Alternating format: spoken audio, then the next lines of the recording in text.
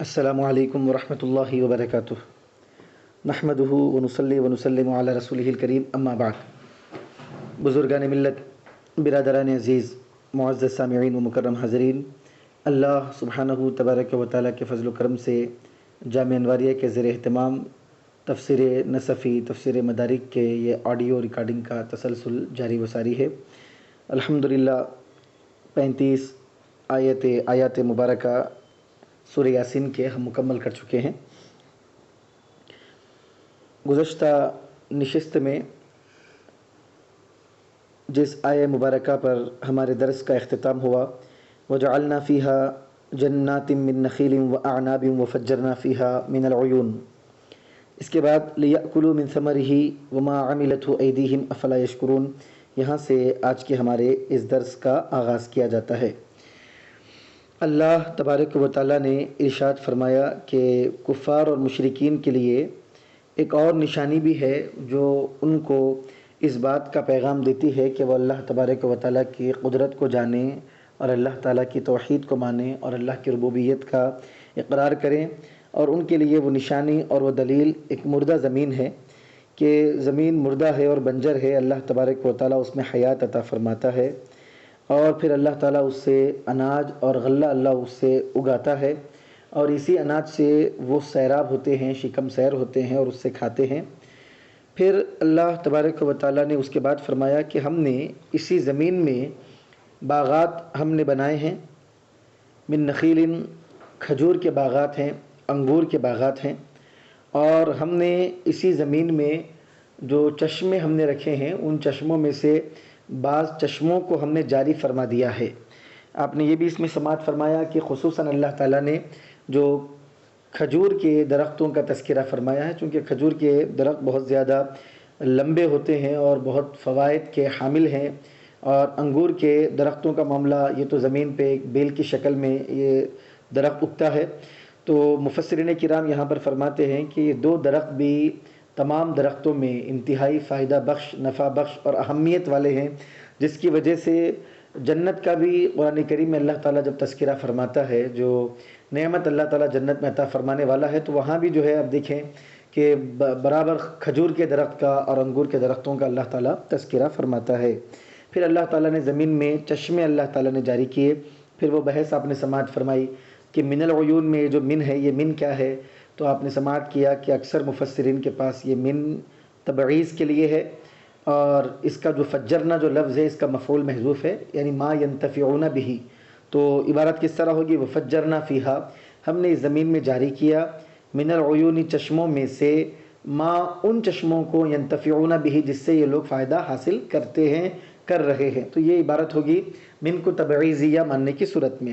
اخفش نحوی کا قول بھی بیان کیا گیا کہ اخفش نحوی جو ہے اس من کو زائدہ کہتے ہیں، اور تاکید کے لیے اس من کو لایا گیا، تو اس صورت میں العیون لفظ کے اعتبار سے مجرور ہوگا اور اپنے معنی کے اعتبار سے وہ مفعول بھی ہوگا فجرنا کا، یعنی ہم نے زمین میں چشموں کو جاری کر دیا۔ تو معنی کے لحاظ سے من کو تاکید کا ماننے کی صورت میں اور تبعیض کا ماننے کی صورت میں الگ الگ معنی ہوگا۔ تبعیض کا مانیں گے تو چشموں میں سے بعض چشمے ہم نے جاری کر دیا، یہ ترجمہ ہوگا، اور اگر من کو تاکید کا مانیں گے، زائد مانیں گے، تو اس صورت میں مطلب ہوگا کہ ہم نے زمین میں چشموں کو جاری کر دیا، تو بعض کا ترجمہ وہاں پر نہیں کیا جائے گا۔ تو یہ سارا کچھ اللہ تعالیٰ نے کیوں کیا؟ مردہ زمین کو اللہ نے زندگی کیوں عطا فرمائی؟ اس سے اناج اللہ نے کیوں اگایا؟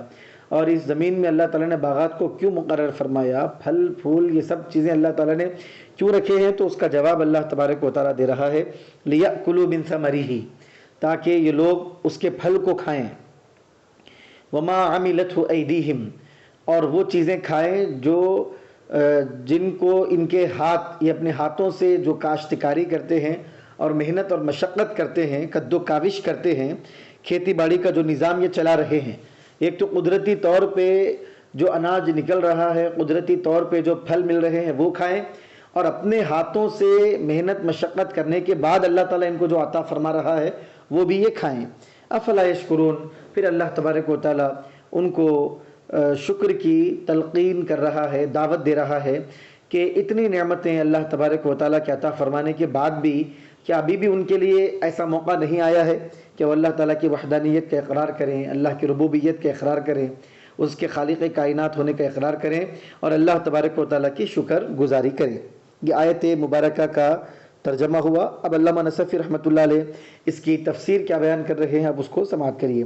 لِيَأْكُلُوا مِن ثَمَرِهِ، اب ثمرہ میں اس کے پھل کو کھائیں، تو ثمرہ میں ہی ضمیر ہے، تو ضمیر کہاں جا رہی ہے؟ تو علامہ نصفی فرماتے ہیں الضمیر للہ تعالی، یہ جو ضمیر ہے اس کا مرجع یعنی ضمیر لوٹ رہی ہے صاحب اللہ تبارک و تعالیٰ کی طرف، یعنی اللہ کے پھلوں کو، یعنی اللہ تعالیٰ نے جو پھل عطا کیے ہیں وہ پھلوں کو یہ کھائیں۔ ای لیأکلوا مما خلقہ اللہ من الثمر، اب اس کی تشریح بھی آپ نے کر دی، یعنی وہ کھائیں مما ان پھلوں میں سے خلقہ اللہ جس کو اللہ تعالیٰ نے پیدا کیا، من الثمر یعنی پھلوں میں سے۔ تو یہ مما، ما آنے کے بعد جب یہ من آتا ہے تو یہ وضاحت کے لیے آتا ہے، من بیانیہ ہے یہ، یعنی اس چیز کو کھائیں جس کو اللہ نے پیدا کیا۔ کیا پیدا کیا اللہ نے؟ من الثمر یعنی اللہ نے پھل پیدا کیا، اور من بیانیہ کا ترجمہ یعنی سے کیا جاتا ہے۔ اب حمزہ اور علی کے بارے میں یہ علامہ نصفی فرما رہے ہیں کہ قراء میں سے جو حمزہ اور علی ہیں، ان دو قراء نے ثمر ہی نہیں پڑھا ہے بلکہ سمور ہی پڑھا ہے، ثمر نہیں پڑھا ہے، سمور پڑھا ہے۔ اور آپ جانتے ہیں کہ ثمر یہ واحد ہے، اور اس کی جمع اثمار آتی ہے، اور اس کی جمع ثمار بھی آتی ہے، اور اس کی جمع ثمر بھی آتی ہے۔ ثمر کی جمع اثمار، ثمار، ثمر، یہ سارے اس کے جمع ہیں۔ تو مطلب یہ ہے کہ بعض لوگوں نے اس کو مفرد پڑھا ہے تاکہ وہ پھل کھائیں، اور حمزہ علی نے کہا پھلوں کو کھائیں، جمع، تو سمور اس کو پڑھا گیا ہے۔ وَمَا عَمِلَتْهُ أَيْدِيهِمْ، اور وہ چیز کھائیں جس کو، جو ان کے ہاتھ کی محنت ہے، عمل یعمل کام کرنا، محنت کرنا، تو جو ان کے ہاتھ کی محنت ہے وہ کھائیں۔ ای وَمِمَّا عَمِلَتْهُ أَيْدِيهِمْ، جو ان کے ہاتھوں نے جو محنت کی ہے اس میں سے بھی کھائیں، جو انہوں نے خود اپنے طور پہ جو اناج وغیرہ اگایا ہے۔ تو کیا کیا ہے؟ تو پھر علامہ نصفی فرماتے ہیں وہ ہاتھوں کی محنت کیا ہے اور لوگوں کی قد و کاوش کیا ہے، تو فرماتے من الغرسی، یعنی انہوں نے زمین میں جو انہوں نے پودوں کو بویا ہے، جو بیج انہوں نے زمین میں لگائی ہے، غرسا یغرس، غرسن کے معنی پودے لگانے کے بھی آتے ہیں، بیج زمین میں بونے کے بھی آتے ہیں۔ تو جو غرس انہوں نے کیا ہے، جو پودے انہوں نے لگائے ہیں، جو بیج انہوں نے لگائے ہیں، والسقی، اور بیج لگانے کے بعد، پودے لگانے کے بعد انہوں نے ان پودوں کو اور ان بیجوں کو پانی سے جو سیراب کیا ہے، لوگ جو محنت کرتے ہیں کھیتی باڑی میں، تو جو سقی انہوں نے سیراب کیا ہے۔ پھر والتلقیح، تلقی لقاح یلقیح، تلقیح کے معنی عمل لقاح کرنا، یعنی عمل لقاح کیا ہے؟ یہ نر کو مادے کے ساتھ جوڑنا، اور نر جب مادے کے ساتھ جڑتا ہے تو پھر اس کے اندر تیزی سے نمو پیدا ہوتا ہے، یعنی وہ بڑھتا ہے اور اس میں اضافہ ہوتا ہے، اور وہ تیزی سے اپنے مراحل کو طے کرتا ہے، اور جو پھل ہوتے ہیں وہ پکتے ہیں، اور جو پھول ہوتے ہیں وہ کھلتے ہیں، اور درخت جو ہے یعنی درخت کے اعضاء میں اس کے یعنی درخت میں اضافہ ہوتے جاتا ہے، درخت بڑھتے جاتا ہے۔ کس سے ہوتا ہے یہ؟ عمل تلقیح سے۔ جو کھیتی باڑی کے نظام سے عام طور پہ دیہاتوں میں جو لوگ کھیتی باڑی کا کام کرتے ہیں وہ کتنے ہی ان پڑھ اور ناواقف علوم سے کیوں نہ ہو، لیکن یہ عمل تلقیح کو جانتے ہیں۔ یہ عمل تلقیح کیا ہے؟ درختوں میں اللہ تبارک و تعالیٰ نے نر اور مادہ کو پیدا کیا ہے۔ دنیا کی کائنات کے ہر حصے کو اللہ تعالیٰ نے جوڑوں میں تقسیم کر دیا ہے۔ انسانوں میں جس طرح میل فیمیل ہوتے ہیں، اسی طرح درختوں میں، پودوں میں بھی اللہ تبارک و تعالیٰ نے میل فیمیل، مذکر مونس کو اللہ تعالیٰ نے پیدا کیا ہے۔ تو مذکر درخت کا تھوڑا سا حصہ کاٹ کر، مونس درخت کا بھی وہاں سے تھوڑا حصہ کاٹ کر، یہ جو مذکر درخت سے جو حصہ نکالا گیا ہے اس کو لگا کر ٹیپ سے لوگ اس کو چپکاتے ہیں، یعنی اس کو اس سے ملاتے ہیں۔ تو جب مذکر درخت کا حصہ مونس درخت کے حصے میں چسپاں کر دیا جاتا ہے، اس کے ساتھ ملا دیا جاتا ہے، تو پھر وہاں پر یہ جو تلقی کا نظام ہے، اس سے درخت میں اضافہ ہوتا ہے، اس کے پھلوں میں مٹھاس پیدا ہونے شروع ہوتی ہے، اور درخت کی ترقی اور اس کی نشو و نما میں اضافہ ہوتا ہے۔ اس کو عمل تلقی کہتے ہیں۔ تو یہ سارے کام کون کر رہے ہیں؟ بندے۔ اور قدرتی نظام بھی ایسا ہے، عزیزان محترم، آپ اس کو بھی طلبہ اس کو سماعت کریں کہ اللہ تعالیٰ نے قدرتی طور پر بھی نظام ایسا پیدا فرمایا ہے کہ ہوائیں مذکر درخت کے جو جرثومے ہوتے ہیں، جراثیم، ان کو ہوائیں اٹھا کر مونس درختوں پر پہنچاتی ہیں، جہاں سے ان کے اندر جو ہے پھر ترقی اور نشو و نما ہوتا ہے کی کیفیت پیدا ہوتی ہے۔ تو جو ان کے ہاتھوں نے جو محنت کی ہے، تو کیا محنت کی ہے؟ پودوں کو انہوں نے لگایا ہے، سیراب کیا ہے، پھر انہوں نے تلقیح کا کام کیا ہے، مذکر اور مونس کو جوڑنے کا کام کیا ہے۔ تو یہ ساری وغیر ذالک من الاعمال یہ ہیں، اور وغیر ذالک، اس کے علاوہ بھی اور بھی جو محنتیں انسان اور بشر اور بنی آدم جو محنتیں پودوں کو لگانے میں، اناج اور غلے کو پیدا کرنے میں کرتے ہیں. الا ان یبلغ الثمر منتہاہ، کب تک صاحب؟ الا ان یبلغ الثمر، یہاں تک کہ پھل پک جائے، پھل اپنی انتہا کو پہنچ جائے. پھل اپنی انتہا کو کب پہنچتا ہے؟ جب وہ پک جاتا ہے. تو پھل کے پکنے تک ان کی محنتیں جاری رہتی ہیں. یعنی ان الثمر فی نفسہ فعل اللہ وخلقہ وفیہ آثار من کد بنی آدم. تو پھر اب اس کی وضاحت علامہ نصفی فرما رہے ہیں کہ بے شک پھل جو ہیں فی نفسی، اگر پھل کو دیکھا جائے تو یہ اللہ تبارک و تعالیٰ کا ہی فعل حقیقی، حقیقت میں اللہ تعالیٰ کی کاریگری اس کے اندر ہے اور اللہ کی تخلیق اس میں ہے. ایسا نہیں ہے کہ انسان پھل کو پیدا کر رہا ہے، انسان درخت کو پیدا کر رہا ہے. اگر انسان پودا لگائے تو اللہ تبارک و تعالیٰ کا فعل اور اللہ کا خلق، تخلیق اگر اس کے اندر نہ ہو تو پودا سڑ جائے گا اور پودا ترقی نہیں کرے گا. بیج کو اللہ تعالیٰ پیدا نہ کرنا چاہے تو انسان کتنی ہی محنت اور مشقت کیوں نہ کرے، وہ بیج ڈالے گا، بیج اندر سڑ جائے گی لیکن پودا نہیں نکلے گا. کتنے تجربے کسان اس قسم کے کرتے ہیں، کتنے بیج ان کے ضائع ہو جاتے ہیں، کتنے پودے ان کے ضائع ہو جاتے ہیں، طوفانی شکل میں کبھی ضائع ہو جاتے ہیں، پانی کی سیرابی نہ ہونے کی وجہ سے. یہ سب سارا قدرتی نظام ہے. تو فی الحقیقت پودے لگانے میں انسان محنت کرتے بھی ہیں، تو حقیقت میں یہ اللہ تبارک و تعالیٰ کی کاریگری ہی ہے. انسان محنت کر رہا ہے لیکن حقیقت میں پھلوں کو پیدا کرنے والا بھی اللہ ہے اور اس کی کاریگری سے ہی وہ سب چیزیں ہیں. یعنی ان الثمر فی نفسہ، کہ پھل فی نفسہ فعل اللہ، اللہ تعالیٰ کے فعل ہیں اور اس کے کام سے ہیں. اللہ کا فعل حقیقی اس میں مضمر اور پوشیدہ اور چھپا ہوا ہے. وخلقہ، اللہ تعالیٰ کی تخلیق اس کے اندر ہے. وفیہ آثار من کد بنی آدم، اور اللہ تعالیٰ کا یہ جو فعل ہے، یہ تخلیق ہے، اس میں بنی آدم کی مشقت کے آثار بھی ہیں. یعنی انسان مشقت بھی کر رہا ہے اور اللہ تبارک و تعالیٰ اس کی محنت کو کامیاب کر رہا ہے. تو دو چیزیں ہیں، من اللہ، اللہ تعالیٰ کی طرف سے، جب تک کہ اس کی محنت کو اللہ تعالیٰ ثمر آور نہ بنائے، جب تک کہ اس کی محنت کو اللہ تعالیٰ کامیاب نہ کرے، بامراد نہ کرے، اس وقت تک بنی آدم کی محنت اور مشقت کامیاب ہونے والی بھی نہیں ہے. تو اللہ تعالیٰ نے فرمایا تاکہ وہ کھائیں، اللہ تعالیٰ کی طرف سے جو پھل دیے گئے وہ بھی کھائیں اور وہ اپنے ہاتھوں کی محنت سے جو چیزیں بناتے ہیں، اناج پیدا کرتے ہیں، وہ بھی کھائیں. تو کیا وہ کر رہے ہیں محنت؟ تو پھر اس کا جواب اللہ نصفی دے رہے ہیں کہ حقیقت میں یہ بھی اللہ تعالیٰ کی طرف سے ہی ہے، لیکن اس طرح چونکہ ان کی محنت اس میں مشقت ان کی شامل ہے، اس لیے ان کے ہاتھوں کی کمائی بھی اس کو کہا گیا ہے. وَأَصْلُهُ مِن ثَمَرِنَا. اچھا، اب اور ایک بات یہ ہے کہ اوپر سے آپ دیکھتے جائیں، اللہ تعالیٰ نے فرمایا کہ ہم نے اس میں باغات کو بنایا، کھجور کے باغات، انگور کے باغات، ہم نے اس میں چشموں کو جاری کیا. ہم نے یعنی بات جو چل رہی ہے اللہ تبارک و تعالیٰ صیغہ تکلم سے خطاب کر رہا ہے. ہم نے جاری کیا ہے چشموں کو، ہم نے پیدا کیا ہے باغات کو. یہ کہنے کے بعد یہ کہا جانا چاہیے تھا کلام کی تسلسل کے اعتبار سے، تاکہ وہ ہمارے پھلوں کو کھائیں. ہم نے باغات پیدا کیے ہیں، ہم نے چشمے جاری کیے ہیں تاکہ وہ ہمارے پھلوں کو کھائیں. سیدھا سیدھا تکلم، متکلم کا جو انداز ہے اس طرح کا ہو سکتا تھا، لیکن فوری اللہ تعالیٰ نے جو تکلم کا جو صیغہ ہے اس کو اللہ نے تبدیل کر دیا. متکلمانہ جو انداز ہے، تکلم کا جو انداز ہے، اس کو تبدیل کر کے تھرڈ پرسن غائب اللہ تعالیٰ نے بنا دیا. فرمایا تھرڈ پرسن، تیسرا یعنی غائب کا صیغہ اللہ نے بنا دیا. فرمایا ہم نے باغات بنائے ہیں، ہم نے چشمے جاری کیے ہیں تاکہ وہ اس کے پھلوں کو کھائیں. کس کے پھلوں کو؟ اللہ کے پھلوں کو. تو میں اور ہم بولتے بولتے وہ بول دینا، وہ بولتے بولتے میں بول دینا. تو یہ جو کبھی متکلم سے کبھی اپنے آپ کو غائب بنا دینا، کبھی اپنے آپ کو غائب بتاتے بتاتے اپنے آپ کو متکلم بنانا، یہ قرآن کریم کا یہ اسلوب اعجازی ہے. علماء کرام فرماتے ہیں یہ قرآن کریم کا جو اسلوب ہے یہ اس کا اعجاز ہے. اس کی کئی قسمیں ہیں. علماء کرام تقریباً 6 قسمیں بیان کرتے ہیں کہ التفات جو ہوتا ہے کلام کا، تکلم چلتے چلتے غائب کی بات کرنا، غائب کی بات کرتے کرتے تکلم کی بات کرنا، التفات من الغیبہ الی التکلم ومن التکلم الی الغیبہ. تو یہ قرآن کریم کا اسلوب اعجازی ہے تاکہ لوگ سنتے سنتے اکتاہٹ میں نہ آ جائے. فوری اسلوب کو تبدیل کر دیا جاتا ہے، فوری انداز کو تبدیل کر دیا جاتا ہے، کیونکہ ایک ہی انداز میں بدل دیا جاتا ہے. ایک ہی انداز میں اگر بات کی جائے تو پھر آدمی سامنے والا اگتا جاتا ہے، تو اس میں زیر و بم ہونا چاہیے، اتار و چڑھاؤ ہونا چاہیے.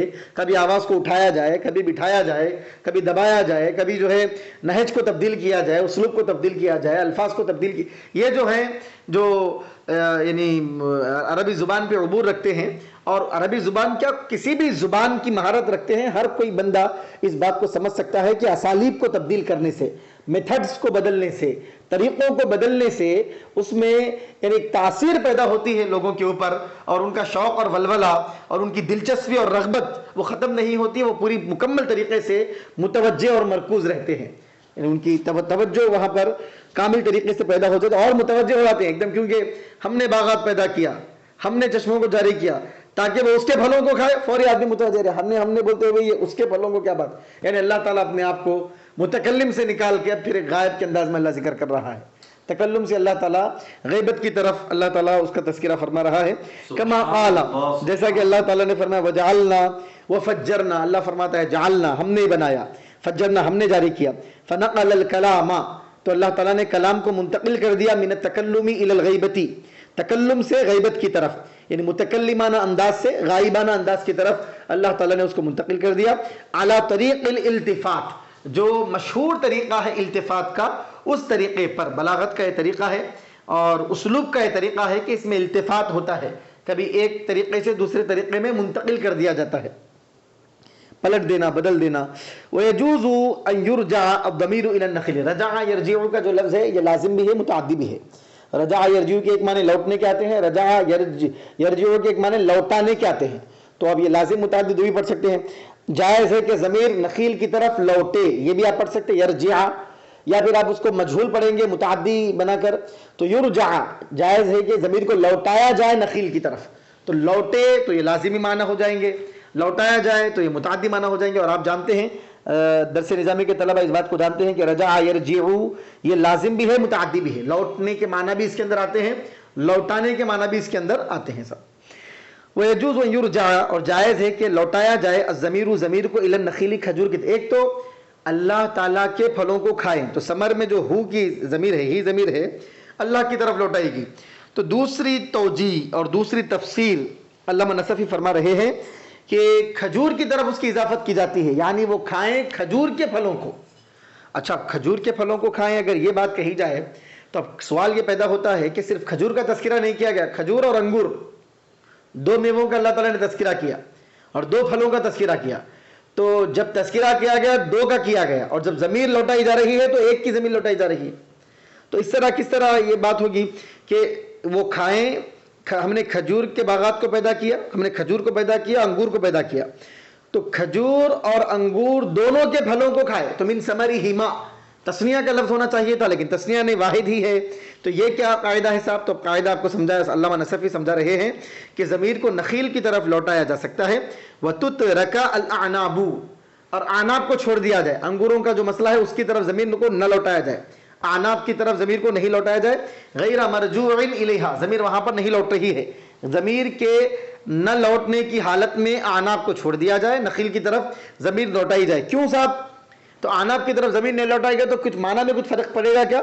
تو فرماتے ہیں کہ معنی میں کوئی فرق نہیں پڑے گا، کیونکہ انگور یعنی یہ جو تعلیق ہے لیاکلوا جو اللہ تعالیٰ نے فرمایا ہے، نخیل کھجور کا انگور کا دونوں کا تذکرہ کرنے کے بعد اللہ تعالیٰ نے فرمایا تاکہ وہ کھائیں، تو جب دونوں کا تذکرہ کیا گیا تو جب کھانے کی بات ہوگی تو خود بخود ذہن یہ کام کرے گا کہ ایک چیز کے کھانے کی بات نہیں چل رہی ہے، دونوں کے چل رہی ہے، تو اس لیے ایک بھی لایا جائے تو دونوں کے معنی وہاں پر نکل جائیں گے، تو وہی علامہ نصفی قاعدہ بیان فرما رہے ہیں، لأنه علم، کیونکہ یہ بات معلوم ہو گئی ہے، انہا فی حکم النخیلی، کہ انگور بھی جو ہے کھجور کے حکم میں ہے، کھجور کے ساتھ جو معاملہ کیا جا رہا ہے وہی معاملہ انگور کے ساتھ کیا جائے گا، تو کھجور کو کیا کر رہے ہیں؟ کھا رہے ہیں، تو انگور کو بھی کھائیں گے۔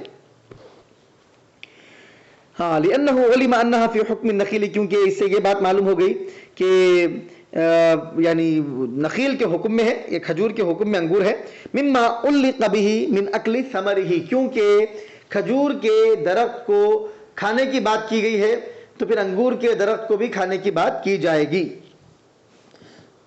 جعلنا فیہا جنات من نخیل واعناب وفجرنا فیہا من العیون، تو جعلنا فیہا جنات من نخیل واعناب وفجرنا فیہا من العیون کے بعد لیاکلوا کا سینٹنس ہے، تاکہ کھائیں، تذکرہ کیا گیا دونوں کا تو کھانے کی بات بھی دونوں کے ساتھ ہوگی، بس اس کو اب اچھی طریقے سے ذہن میں رکھیں۔ اب اور ایک بات یہ کہہ رہے ہیں وہ وَيَجُوزُ أَن يُرَادَ مِن ثَمَرِ الْمَذْكُورِ، اچھا ایک یہ تو دو چیزیں تھیں لیکن جب ضمیر لوٹائی جا رہی ہے تو ایک کی ضمیر لوٹائی جا رہی ہے، تو وہاں پہ بتایا گیا کہ ایک کی طرف بھی ضمیر کو لوٹایا جائے تو معنی دو کا نکل جائے گا، کیونکہ کھجور کا جو حکم ہے انگور کا بھی وہی حکم ہے، دونوں ایک ہی حکم میں شریک ہیں۔ تو اب دوسری بات علامہ نصفی بیان کر رہے ہیں کہ کبھی کبھی ضمیر جو ہے مذکور کی طرف لوٹتی ہے، کوئی لفظ کی طرف، پرٹیکولر کوئی لفظ نہیں، سابق میں جو چیزیں ذکر کیے گئے سب مراد ہوتے ہیں اس کے اندر۔ مذکور سابق میں جن چیزوں کا تذکرہ کیا گیا ہے وہ ان تمام چیزوں میں سے کھانے کا بھی تذکرہ ہے، لِيَأْكُلُوا مِن ثَمَرِهِ، تاکہ یہ لوگ کھائیں، من ثمرہ، اس کے پھل کو، کس کے پھل کو؟ جو ذکر کیا گیا، جس چیز کا تذکرہ کیا گیا ان کے پھلوں کو۔ تو کس کا تذکرہ کیا گیا؟ کھجور کا، انگور کا، دونوں کا تذکرہ کیا گیا۔ تو مذکور کے پردے میں، مذکور کے چادر میں، مذکور کے معنی، مذکور کے لباس میں دونوں چیزیں آ جائیں گے، نخیل بھی آ جائیں گے، آنا بھی آ جائیں گے۔ تو کبھی ضمیر جو ہے کبھی لفظ کی طرف لوٹتی ہے، ضمیر کبھی لفظ کے ضمن میں جو معنی ہوتے ہیں اس کی طرف لوٹتی ہے، ضمیر کبھی حکم کے اعتبار سے لوٹتی ہے، ضمیر کبھی مذکور کی طرف لوٹتی ہے، سیاق و سباق کی طرف بھی لوٹتی ہے، سابق میں جس چیز کا تذکرہ کیا گیا۔ تو یہ جو قواعد پڑھنے والے وہ لوگ جانتے ہیں رجوع ضمیر، ضمیر کا بیان جب آپ پڑھیں گے کسی بھی کتاب میں آپ پڑھیے، ہدایت النحو ہو، کافیہ ہو، شرح جامی ہو، یا نحو کے امہات الکتب ہو، بڑی بڑی کتابیں ہوں، ضمیر کس طرح لوٹتی ہے؟ ضمیر جب لوٹتی ہے تو پیچھے کبھی لفظ ہوتا ہے، کبھی لفظ کے اندر جو معنی ہوتا ہے ضمیر اس کی طرف لوٹتی ہے، کبھی جو ہے سیاق و سباق کی طرف ضمیر لوٹتی ہے، یعنی پیچھے جو مضمون گزرا ہے اس کی طرف، کبھی مذکور کی طرف جو ذکر کیا گیا اس کی طرف ضمیر لوٹتی ہے۔ تو یہاں پہ دوسری توجیہ علامہ نصفی کر رہے ہیں کہ یہ بھی بولا جا سکتا ہے کہ جو ذکر کیا گیا اس کی طرف ضمیر لوٹ رہی ہے، تو اس میں جھگڑا ہی ختم ہوگی بات۔ تو مذکور جب مراد لے لیا گیا تو وہ ضمیر واحد ہے، مذکور کے لحاظ سے وہ کافی ہے، پھر تثنیہ وغیرہ کا جھگڑا ختم ہو گیا۔ وہ ہوا الجنات، اچھا مذکور کیا ہے؟ جنات ہے، یعنی باغات کا اللہ تعالیٰ تذکرہ کر دیا، تو اب یہاں پہ تو جھگڑا پورا ہی ختم ہو گیا، خالی کھجور اور انگور نہیں، باغ میں جتنے بھی پھل ہیں سارے پھلوں کو جو ہے وہ کھائیں، یہ مطلب ہو گیا اس کا، تاکہ اللہ تعالیٰ نے باغات کو پیدا کیا، باغات میں اللہ تعالیٰ نے خاص طور پہ کھجور کا، انگور کا تذکرہ دونوں کا کیا، لیکن باغ میں ایسا تو نہیں ہے خالی کھجور انگور ہوں گے، کئی اور درخت ہوں گے، کئی اور پھل ہوں گے۔ تو مطلب یہ نکلا کہ جو تذکرہ پیچھے کیا گیا ہے جنات کا، باغات کا، اس میں جتنے بھی پھل ہوں گے سب کو کھانے کی بات ہے۔ یہاں پہ تو پرٹیکولر جو ہے دو درختوں کا تذکرہ ہے تو دونوں کی طرف زمین نہیں لوٹائی گئی، یہ تو مسئلہ بحث یہاں پہ ختم ہی ہوگی سب۔ تو مذکور کی طرف زمین لوٹے گی، اور مذکور سے مراد کیا ہے؟ جنات، یعنی باغات کے سارے پھل وہ کھائیں، اس لیے اللہ تعالیٰ نے باغات کو پیدا کیا۔ کیا تفسیر ہے اور کیا تحقیق ہے اور کیا دقت ہے، آپ اس کا اندازہ کریں، تفسیر نصفی میں کیسی گہری باتیں ہیں۔ کما قال رؤبا، اب علامہ نصفی جو ہے آپ نے فرما تو دیا ہے مذکور کی طرف، تو کوئی دلیل بھی ہونی چاہیے کہ ایسا ہوتا ہے مذکور کی طرف زمین لوٹائی جائے، اور جو تثنیہ دو لفظ ذکر کیے گئے اس کی طرف زمین نہ لوٹائی جائے۔ تو علامہ نصفی جو ہے اس کا تذکرہ کرتے فرماتے ہیں کہ رؤبا ایک شاعر ہے، اس کا شعر یہ ہے، فیہا خطوط من بیاض و بلق کأنہ فی الجلد تولیع البہق۔ ہاں، اب یہ بلق کو جو ہے بلق بھی پڑھتے ہیں، بلق آپ یہ بھی ذہن میں رکھیں، ہر کتاب میں جو عبارت کا اعراب جو لگا ہوا ہو ہر مرتبہ وہی اعراب رہنا صحیح نہیں ہے۔ تو فیہا خطوط من بیاض و بلق کأنہ فی الجلد، جلدی بھی نہیں، جلد جو ہے غلط اعراب ہے اس کا، اوپر آپ جو سامنے دیکھ رہے ہیں کأنہ فی الجلد تولیع البہق۔ کیا ہے صاحب؟ یہ روبا شاعر نے اپنے گھوڑوں کے بارے میں اور بڑے جانوروں کے بارے میں، گایوں کے بارے میں، بیلوں کے بارے میں، گھوڑوں کے بارے میں اس نے شعر کہا۔ کیا کہا؟ میرے گھوڑے اور میرے گائے، نیل گائے، میرے بیل وغیرہ جو بھی جانور میرے پاس ہیں، فیہا خطوط، ان میں دھاریاں ہیں، خطن جمع خطوط، لکیریں ہیں ان کے اندر۔ کیسی لکیریں ہیں صاحب؟ من بیاض، سفید سفید لکیریں بھی ہیں، و بلق، اور سفید اور کالے دو ملے ہوئے بھی ہیں، بعض تو بالکل سفید ہیں، بعض سفید اور کالے دو ملے ہوئے بھی ہیں۔ بیاض مانے سفید، بلق مانے سفید اور کالا پن، چت کوبرا پن جس کو کہا جاتا ہے، سفید اور کالا دونوں ملا ہوا رہنا رنگ کا۔ اچھا، تو شاعر کہتا ہے کہ میرے گھوڑوں میں دھاریاں ہیں اور لکیریں ہیں جو سفیدی ہے، سفیدی کے ساتھ ملے ہوئے ہیں، اور سفیدی پلس کالا پن، سفید اور کالا دو بھی چیزیں ہیں، بعض تو سفید ہیں، بعض میں سفید اور کالا پن دو بھی ہے، چت کوبرا پن بھی ہے۔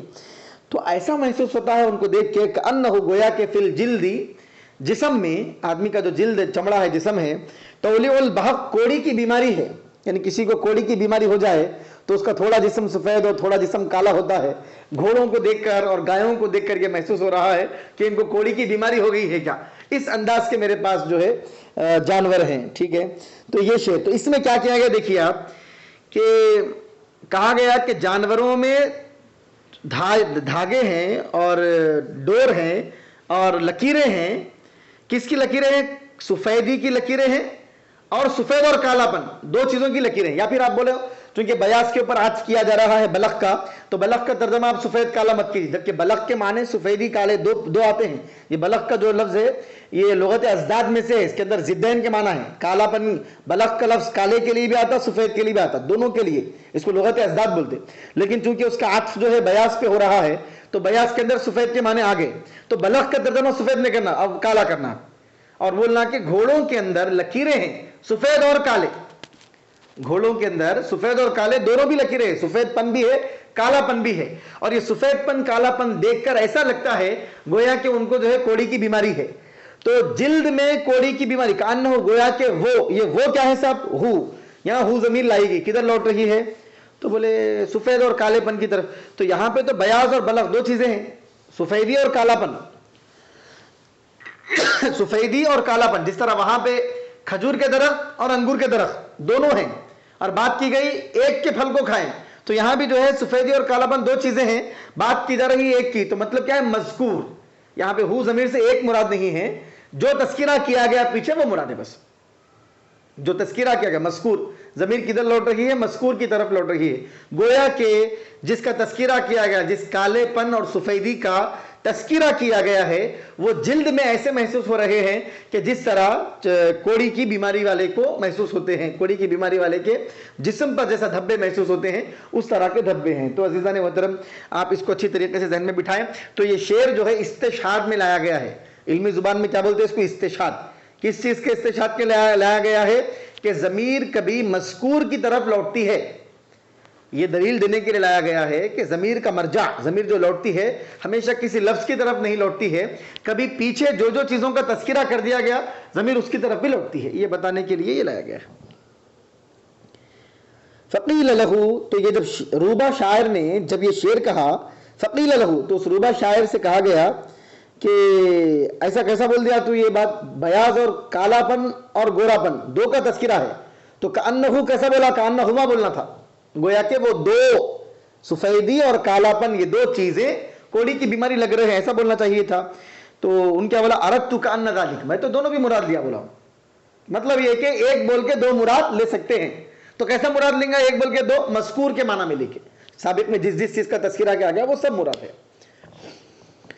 وما عملت کوفی اور غیر حفظ. اچھا، وما عملت ایدیہم، اب اس میں قرات علامہ نصفی بتا رہے ہیں کہ کوفی نے یعنی حفظ کے علاوہ کوفی نے جو ہے وما عملت پڑھا ہے سب اس کو. وما عملت ہو میں یہ ہو ضمیر کے بغیر پڑھا ہے. وہی فی مصاحف اہل الکوفہ کذالک،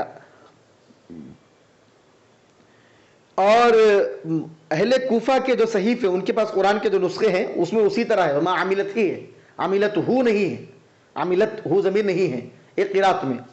وفی مصاحف اہل الحرمین والبصرۃ والشام مع الضمیر، اور حرمین، اہل حرمین کے مصاحف میں ان کے جو نسخے ہیں قرآن کریم کے، اور بصرہ اور شام میں جو قرآن کے نسخے ہیں وہاں پر جو ہے ضمیر کے ساتھ ہے وما عملت ہو ایدیہم، اور ایک قرات میں وما عملت ایدیہم، دو قراتیں بھی اس میں ہیں. وقیل ما نافیہ، اب آگے سب بات کے وما عملت ایدیہم، تاکہ وہ لوگ کھائیں اس کے پھلوں کو، اور جو ان کے ہاتھوں کی جو محنت سے جو پھل آ رہے ہیں وہ بھی کھائیں. تو یہاں پہ جو ماں تھا یہ موصولہ تھا، تو ماں کی دو ترکیبیں ہو گئی، ایک ماں موصولہ ایک ماں نافیہ. تو پہلا جو ماں تھا وہ موصولہ تھا، اس اعتبار سے یہاں تک تفسیر کی گئی. اب علامہ نصفی فرماتے ہیں کہ بعض لوگوں نے ماں کو موصولہ نہیں بلکہ ماں کو نافیہ بھی مانا ہے. علی ان الثمر خلق اللہ، اس بنا پر کہ پھل جو ہے اللہ کی خلقت ہے، یہ بندے کا اس میں کوئی دخل نہیں ہے. ولم تعملہ ایدی الناس، اور لوگوں کے کاموں سے جو ہے پیدا نہیں ہوئے پھل. یہ ولم تعملہ ایدی الناس، لوگوں کے ہاتھوں سے وہ لوگ پیدا کرے، ایسا کچھ نہیں ہے. اگر اللہ تعالیٰ چاہتا تو اسی لمحہ ان کے کام کو اللہ تعالیٰ اکارت کر دیتا تھا، برباد کر دیتا تھا، لیکن اللہ تبارک و تعالیٰ نے اس کو قبول کیا. پیدا کرنے والا حقیقت میں اللہ ہے بس. تو وہ لوگ کرے کیا بات اس کی ضرورت، لیکن ایسا معنی نکالو ہی مت جس کی وجہ سے لوگ کرے اس بات کی طرف توجہ ہو. بس کیا بولو کہ وہ لوگ کھائیں اللہ تعالیٰ کے پھلوں کو، اللہ کے عطا کردہ پھلوں کو کھائیں. اور ان کے ہاتھوں نے تو کوئی محنت ہی نہیں کی، اللہ ان کو عطا کر رہا ہے. بس یہ تصور ہونا چاہیے اللہ تعالیٰ کی قدرت اور اس کی تخلیق کے بارے میں. اس طرح اللہ ثمر خلق اللہ، اس بنیاد پر کہ ثمر جو ہے اللہ تعالیٰ کی مخلوق ہے، پھل اللہ کی مخلوق ہیں. ولم تعملہ ایدی الناس، اور لوگوں کے ہاتھوں کا، لوگوں کی کام کا اس میں کوئی عمل دخل نہیں ہے. ولا یقدرون علیہ، اور لوگ اس کے اوپر قدرت بھی نہیں رکھتے ہیں. وہ صرف زمین میں بیج بوتے ہیں، حقیقت میں اس کو پھلاور بنانا، پھول آور بنانا، پھل آور بنانا، اس کو مضبوط کرنا، پیڑ کو اگانا، درخت کو لگانا، یہ سب اللہ تعالیٰ کی قدرت کے کرشمے اور اللہ تعالیٰ کی قدرت ہے. افلا یشکرون استبطاء وحث علی شکر النعمہ. اب اللہ تعالیٰ فرما رہا ہے استبطاء، اخیر میں اللہ تعالیٰ نے تاخیر کے ساتھ اس کا تذکرہ کر دیا. افلا یشکرون، اتنا سب کچھ ہے کہ ابھی بھی وہ شکر نہیں کرتے. وحث علی شکر النعمہ، ان کو اللہ تعالیٰ کی نعمت کے شکریہ پر ان کو ابھارا جا رہا ہے، ان کو اس بات کی توجہ دلائی جا رہی ہے کہ اتنی چیزیں تمہارے سامنے ہیں اور اتنے معاملات تمہارے سامنے ہیں، قدرت کی اتنی نشانیاں ہیں، اس کے اتنے احسانات تمہارے اوپر ہیں، کیا اس کے باوجود بھی تم شکر نہیں کریں گے؟ افلا یشکرون، کیا ابھی بھی شکر نہیں کریں گے؟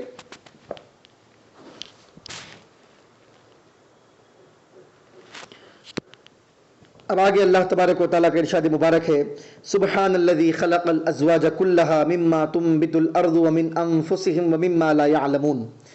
پاک ہے وہ ذات جس نے کائنات کی ہر شے کو جوڑوں میں پیدا کیا ہے. الذی خلق الازواج کلھا، ساری چیزوں کو اللہ تعالیٰ نے جوڑوں میں پیدا کیا ہے. مما تنبت الارض، کون سی ساری چیزیں؟ کائنات کی ہر چیز بولے تو کون سی ساری چیزیں کون سی ہیں؟ یعنی مما تنبت الارض، زمین جن چیزوں کو اگاتی ہے. ومن انفسہم، اور انسانوں سے جو انسان پیدا ہوتے ہیں، انسان جو چیزوں کو بناتے ہیں، انسانوں سے جو انسان پیدا ہوتے ہیں، یہ سب جوڑ ہیں. یعنی انسان سے جو چیزیں پیدا ہوتی ہیں تو مذکر بھی پیدا ہوتا ہے، مؤنث بھی پیدا ہوتا ہے، بچہ بھی ہوتا ہے، بچی بھی ہوتی ہے. تو انسانوں سے بھی اللہ تعالیٰ جن چیزوں کو پیدا کر رہا ہے وہ بھی جوڑ ہے. اور زمین سے جو چیزیں اللہ تعالیٰ اگاتا ہے اس میں بھی جوڑ ہے. جیسا ابھی آپ نے تعامل تلقی کو سماعت کیا کہ اللہ تعالیٰ نے درختوں میں، پودوں میں اللہ تعالیٰ نے مذکر مؤنث کو پیدا فرمایا ہے. جب وہ ملتے ہیں تو پھر ان کے اندر پھل اور پھول ان کے اندر پیدا ہوتے ہیں. وَمِمَّا لَا يَعْلَمُونَ، تو یہ تو درخت، پودے اور ان کے جوڑوں کو بندہ دیکھ رہا ہے اور اپنے آپ کے بارے میں بندہ غور کر رہا ہے. وَمِمَّا لَا يَعْلَمُونَ، یہ تو دو چیزیں بندوں کے سامنے ہیں، اس کے علاوہ بہت سی چیزیں ہیں جہاں تک بندے کے علم کی رسائی نہیں ہے، اور ایسی چیزوں میں بھی اللہ تعالیٰ نے جوڑ پیدا کیا ہے. کیا بات ہے صاحب، واہ سبحان اللہ. پاک ہے وہ ذات جس نے تمام جوڑ پیدا کیے. سبحان الذی خلق الازواج کلھا مما تنبت الارض، زمین جن چیزوں کو پیدا کرتی ہے اس میں سب کو اللہ تعالیٰ نے جوڑ کی شکل میں، اصناف کی شکل میں پیدا کیا.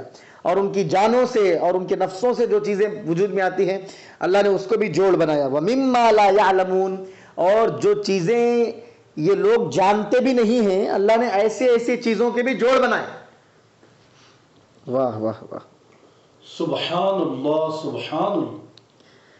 اس کی تفسیر دیکھیے آپ، سبحان الذی خلق الازواج، ازواج کی تفسیر علامہ نصفی اصناف سے کر رہے ہیں، مختلف جوڑ. نصفی رحمۃ اللہ علیہ جو فرمائے نا، ایسی چیزیں اللہ تعالیٰ نے پیدا کی ہیں جو تمہارے علم میں بھی نہیں ہے، علم میں بھی نہیں، تم جانتے بھی نہیں ہو. یعنی جی، تو اس کا کیا ہے، وہ چیزوں کا تذکرہ ہے نہیں، اس میں نہیں ہے تذکرہ. وَمِمَّا لَا يَعْلَمُونَ، ایسی چیزیں تو تم جانتے بھی نہیں ہو بس.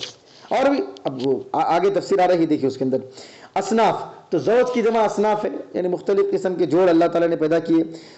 مما تنبت الارض من النخل، کیا چیزیں ہیں صاحب؟ زمین جس کو پیدا کرتی ہے، جیسے کہ کھجور کے درخت ہیں، مختلف درخت ہیں. والزرع والثمر، کھیتی باڑی ہے، پھول پھل وغیرہ ہیں.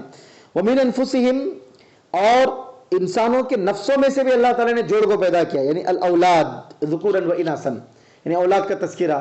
اولاد جو ہے مذکر بھی پیدا ہوتے ہیں، مؤنث بھی پیدا ہوتے ہیں، یہ جوڑ. ومما لا يعلمون، اور جن کو وہ جانتے بھی نہیں ہیں، جہاں ان کا علم بھی نہیں ہے، وہاں اللہ تعالیٰ نے چیزوں کو جوڑ میں پیدا کیا ہے، جوڑے کی شکل میں، مذکر مؤنث کی شکل میں اللہ پیدا کیا. ومن ازواج لم یطلعہم اللہ علیہا، اور ایسے ازواج، ایسے جوڑ بھی ہیں جن کا اللہ تبارک و تعالیٰ نے ان کو اطلاع بھی نہیں دی، جس سے ان کو باخبر بھی نہیں کیا گیا. ولا توصلوا الی معرفتھا، اور کئی ایسی چیزیں ہیں جن کے معرفت کی طرف آج تک انسانیت اتنی تحقیق کرنے کے بعد ابھی تک پہنچی بھی نہیں ہے. ففل، جیسے اب علامہ نصفی فرماتے ہیں، تو چونکہ کسی کا بھی ذہن جا سکتا ہے کہ اور کیا کیا چیزیں ہوں گی کہ جس کا علم بھی ہم کو نہیں ہے، جہاں پہ اللہ تعالیٰ نے جوڑ جوڑ پیدا کیے ہیں.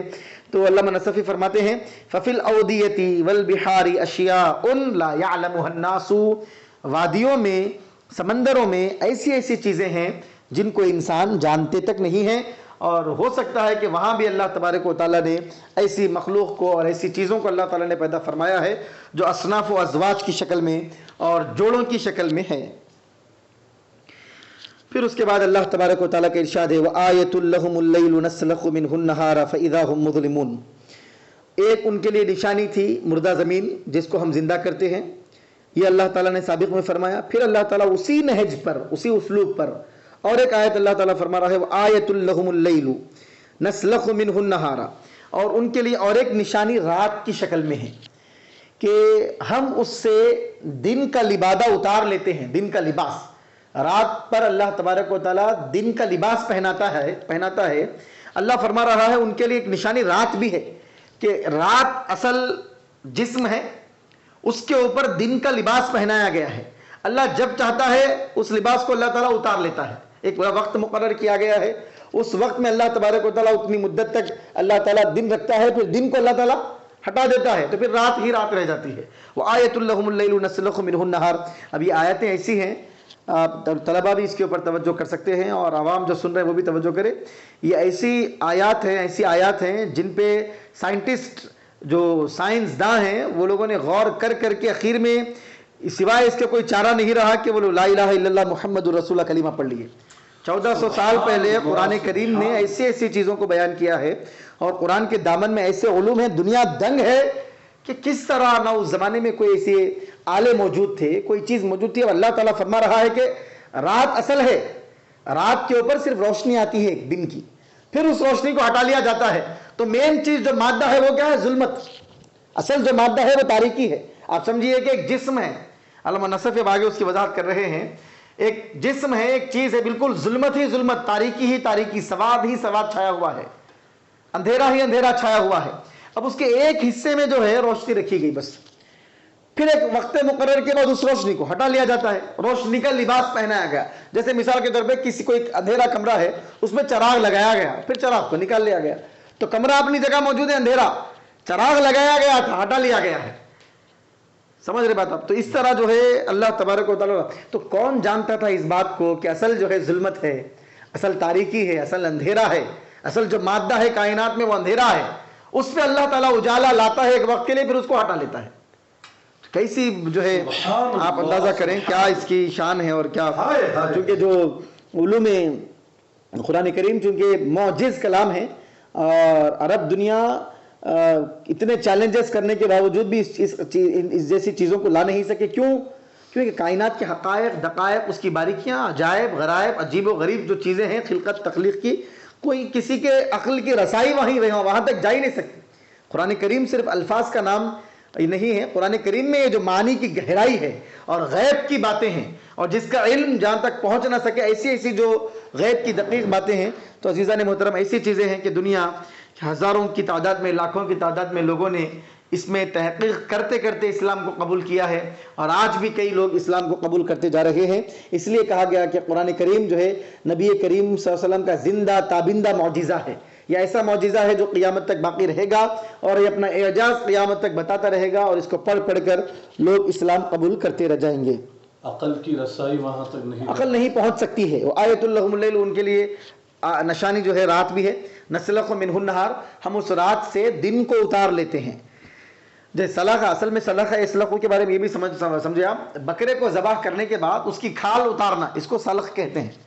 سلخ اسلخ کا جو لفظ ہے، کوئی بھی جانور کو ذبح کرنے کے بعد اس کی کھال کھینچ لینا، کھال کو اتار لینا. تو اب اندازہ کریے بکرا ہے، اس پہ سے کھال کو نکال لیا جاتا ہے تو کیا رہ گیا؟ سب اندھیرا. کھال پہنا دی جائے تو اجالا. تو یہ جو ہے فلسفہ ہے کائنات کا اس طرح. تو اب اندازہ کریں کیسے قرآن کریم کی آیات اور اس کا علم. الحمدللہ فَإِذَا هُمْ مُظْلِمُونَ، جب اللہ تبارک و تعالیٰ رات سے دن کو اللہ تعالیٰ کھینچ لیتا ہے، اور دن کی روشنی کو اللہ تعالیٰ جب کھینچ لیتا ہے، فَإِذَا هُمْ مُظْلِمُونَ، تو پھر سارا اندھیرا ہو جاتا ہے اور یہ سب لوگ تاریکی میں آ جاتے ہیں. یہ بھی ایک نشانی ہے قدرت کی، اتنی بڑی نشانی ہے. اب اس کی تفسیر علامہ نصفی فرماتے ہیں کہ ہم رات سے دن کو نکال لیتے ہیں, اتار لیتے ہیں. کیا مطلب ہے صاحب؟ نخرج منہ النہار اخراجا لا يبقى معه شيء من ضوء النہار او ننزع عنه الضوء نزع القمیص الابیض فیعرى نفس الزمان كشخص زنجی اسود, زنجی اسود, لأن اصل ما بين السماء والارض من الهواء الظلمة فاكتسى بعضه ضوء الشمس كبيت مظلم اسرج فيه فاذا غاب السراج اظلم. تو دیکھیں نخرج منہ النہار, ہم اس رات سے دن کو اتار لیتے ہیں. لا يبقى معه شيء من ضوء النہار, اور رات کے ساتھ دن کی جو روشنی ہے اس کا کچھ حصہ بھی باقی نہیں رہتا. یہ مطلب ہے. او یا پھر علامہ نصفی اور تھوڑی وضاحت کرتے بتا رہے ہیں, اس کو ایسا بھی سمجھ سکتے ہیں کہ ننزع عنہ الضوء, کہ ہم جو ہے رات سے روشنی کو ایسے کھینچ لیتے ہیں جیسے نزع القمیص الابیض, جس طرح کے سفید کپڑا اتار لیا جائے. سفید کپڑا اتار لیا جاتا ہے. کس سے اتار لیا جاتا ہے؟ فیارا نفس الزمانی, تو زمانے کا جو جسم ہے وہ برہنہ ہو جاتا ہے. زمانہ ہے, اس کو ایک جسم ہے اور وہ جسم پورا کالا ہے, اس کا ظلمتوں سے بھرا ہوا ہے. زمانہ ہے, زمانے کو ایک جسم اور جسم ہے اور اس کا جسم پورا کالا ہے. اس کے اوپر جو ہے سفید کپڑا پہنایا گیا ہے. سفید کپڑے کو کھینچ لیا جائے تو وہ چیز جس طرح کالی باقی رہ جاتی ہے, اس طرح. جیسے کہ مثال بھی علامہ نصفی نے دیا کہ شخص زنجی اسودا, جس طرح کہ ایک حبشی کالا آدمی ہے, اس کو وائٹ کرتا پہنایا گیا تو وائٹ کرتا اس کے جسم پہ سے نکالنے کے بعد صرف ظلمت ہی ظلمت جس طرح باقی رہ جاتی ہے, اس طرح زمانے کے اوپر جو ضوء ہے, جو روشنی ہے, اس روشنی کو ہٹانے کے بعد زمانے میں ظلمت ہی ظلمت اور اندھیرا ہی اندھیرا باقی رہ جاتا ہے.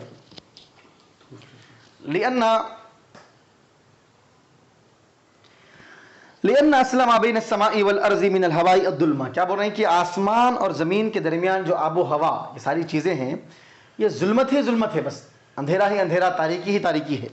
فاکتسا بعضه ضوء الشمس, اتنا جو اندھیرا ہے اس میں سے اس کا کچھ حصہ اس کو اللہ تعالیٰ نے روشنی عطا فرمائی سورج کی. بعض حصے کو جو ہے سورج کی روشنی ملی, ہر طرف اندھیرا ہی اندھیرا ہے, اور بعض حصوں کو سورج کی روشنی ملی. جیسے کبیت مظلم, ایک جو ہے اندھیرا کمرہ ہے, اسرج فیہ, اس میں چراغ لگایا گیا. آپ فرماتے ہیں کہ ایک اندھیرا کمرہ ہے اور اس کے اندر چراغ کو لگایا گیا. فاذا غاب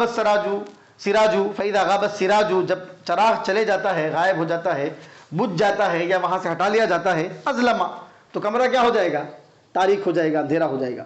تو یہی اللہ تعالیٰ بیان فرما رہا ہے کہ ہم نے اس دنیا کو اور اس زمانے میں ہم نے کچھ حصے کو ہم نے روشن کیا ہے, ہر طرف ظلمت ہی ظلمت ہے, اور ہم ایک وقت مقررہ پر اس روشنی کو ہم ہٹا لیتے ہیں. اب یہ اللہ تبارک و تعالیٰ نے فرمایا لا تسبوا الدہر انما انا الدہر, کہ تم زمانے کو برا بھلا مت کہو, بے شک میں ہی زمانہ ہوں. اس کا مطلب کیا ہے؟ یعنی اللہ تبارک و تعالیٰ ہی زمانے کا نظام, اللہ ہی چلانے والا ہے. کائنات کا نظام, کائنات میں تخلیق اور سب کچھ فعل حقیقی, اصل فاعل حقیقی کائنات کا اللہ ہی ہے. تو زمانہ ایسا کرا, زمانے کی وجہ سے ایسا ہوا مت کہو, کیونکہ تقدیر ہے, مقدرات اللہ تعالیٰ نے جو کی ہے وہ ایک الگ مسئلہ ہے. اب یہاں پہ جو بات بتائی جا رہی ہے یہ الگ ہے. اللہ تعالیٰ یہاں پہ یہ فرمانا چاہتا ہے کہ دنیا میں ہم نے جو روشنی مقرر فرمائی ہے وہ عارضی ہے, اصل اس کی حقیقت کیا ہے؟ ظلمت ہے, اور ظلمت کے اوپر ہم نے روشنی کا لباس پہنایا ہے. اب ایک وقت مقرر پہ اس روشنی کے لباس کو ہٹا لیتے ہیں تو پھر رات چھا جاتی ہے, اندھیرا چھا جاتا ہے اور ظلمت وہاں پر چھا جاتی ہے. فَإِذَا هُمْ مُظْلِمُونَ, تو وہ لوگ اندھیرے میں آ جاتے ہیں, تاریکی میں آ جاتے ہیں. دَاخِلُونَ فِي الظَّلَامِ, تا اندھیرے میں داخل ہو جاتے ہیں. اظلم یظلم, اظلام کے معنی جو ہے اندھیرا ہو جانا, یہ معنی آتے ہیں. وَالشَّمْسُ تَجْرِي لِمُسْتَقَرٍّ لَهَا ذَلِكَ تَقْدِيرُ الْعَزِيزِ الْعَلِيمِ. اب اللہ تعالیٰ آگے فرما رہا ہے کہ سورج جو ہے اپنے مقررہ حد میں گردش کر رہا ہے.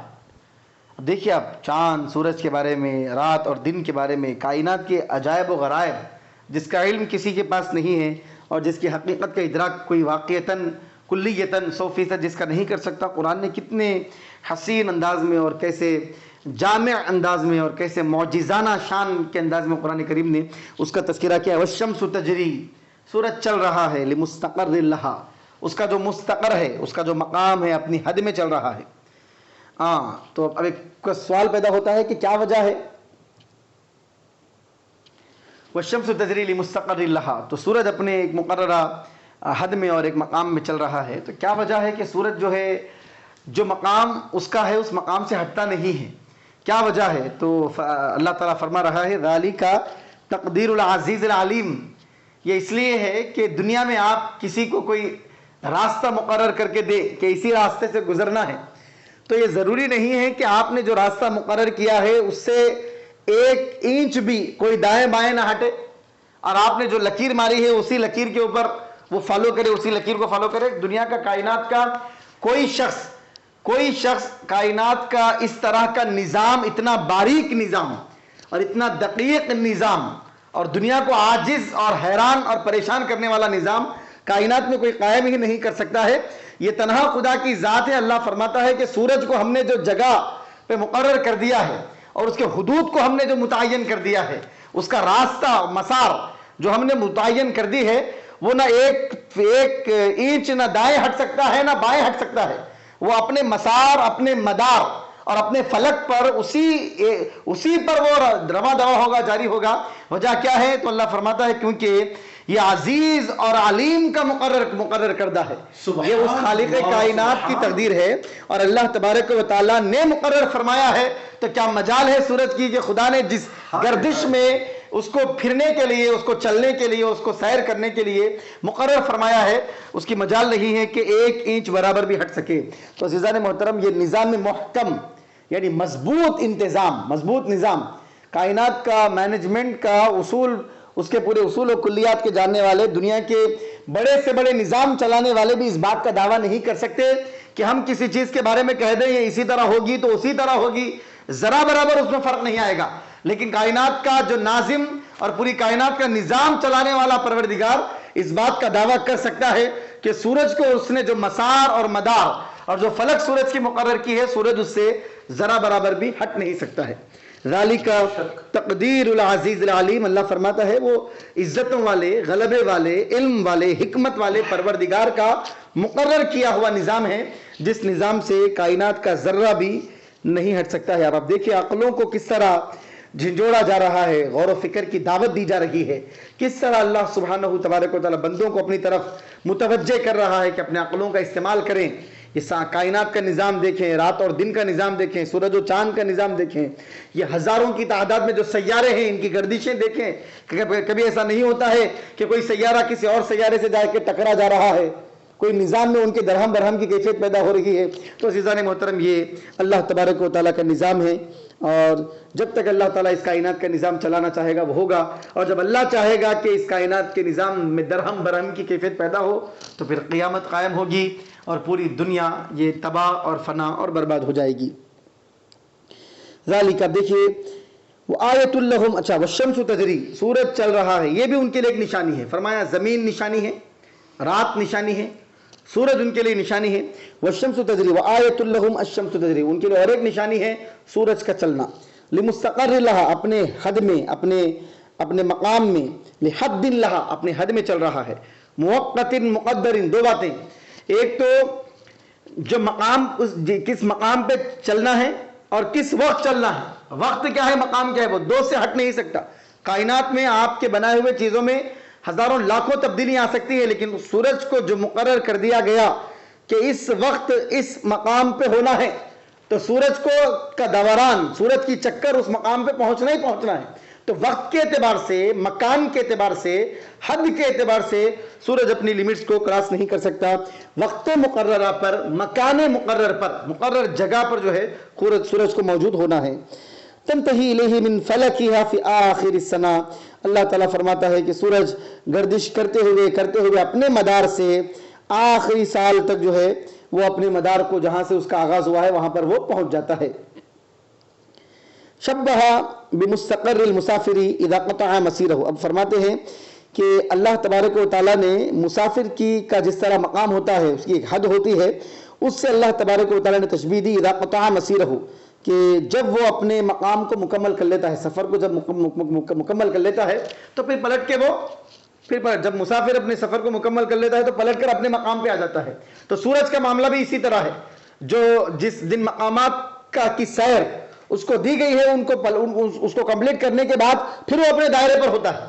یعنی ایسا نہیں ہے کہ ایک جو اس کو مسار، جو اس کو چلنے کی جو جگہ دی گئی ہے اس سے ہٹ کر وہ دوسرے مقام پہ چلے جائے اور بالش بھر بھی اس کا فرق آ جائے، اس طرح نہیں ہو سکتا ہے۔ او لحد لها من مسیرها کل یوم فی مرائی عیوننا. ایک تو بات یہ ہے کہ سال بھر جو سورج کا نظام ہے اس کی بات یہاں پہ ہو رہی ہے، یا پھر علامہ نصفی فرماتے ہیں کہ ہر دن ہمارے آنکھوں کے سامنے جو منظر نظر آتا ہے سورج کا کہ وہ مشرق سے نکلتا ہے مغرب میں غروب ہوتا ہے، یہ جو اس کی روٹین ہے، یہ جو اس کے حدود ہیں، یہ وقت ہے، جگہ کا تعین ہے، اس میں کوئی فرق نہیں آئے گا اور وہ اپنے مستقر پر اور اپنے حد پر وہ جاری و ساری رہے گا. یہ بھی اس کا مطلب لیا جا سکتا ہے. ہاں صاحب، وہ المغرب، جس طرح مغرب سے غروب ہوتا ہے.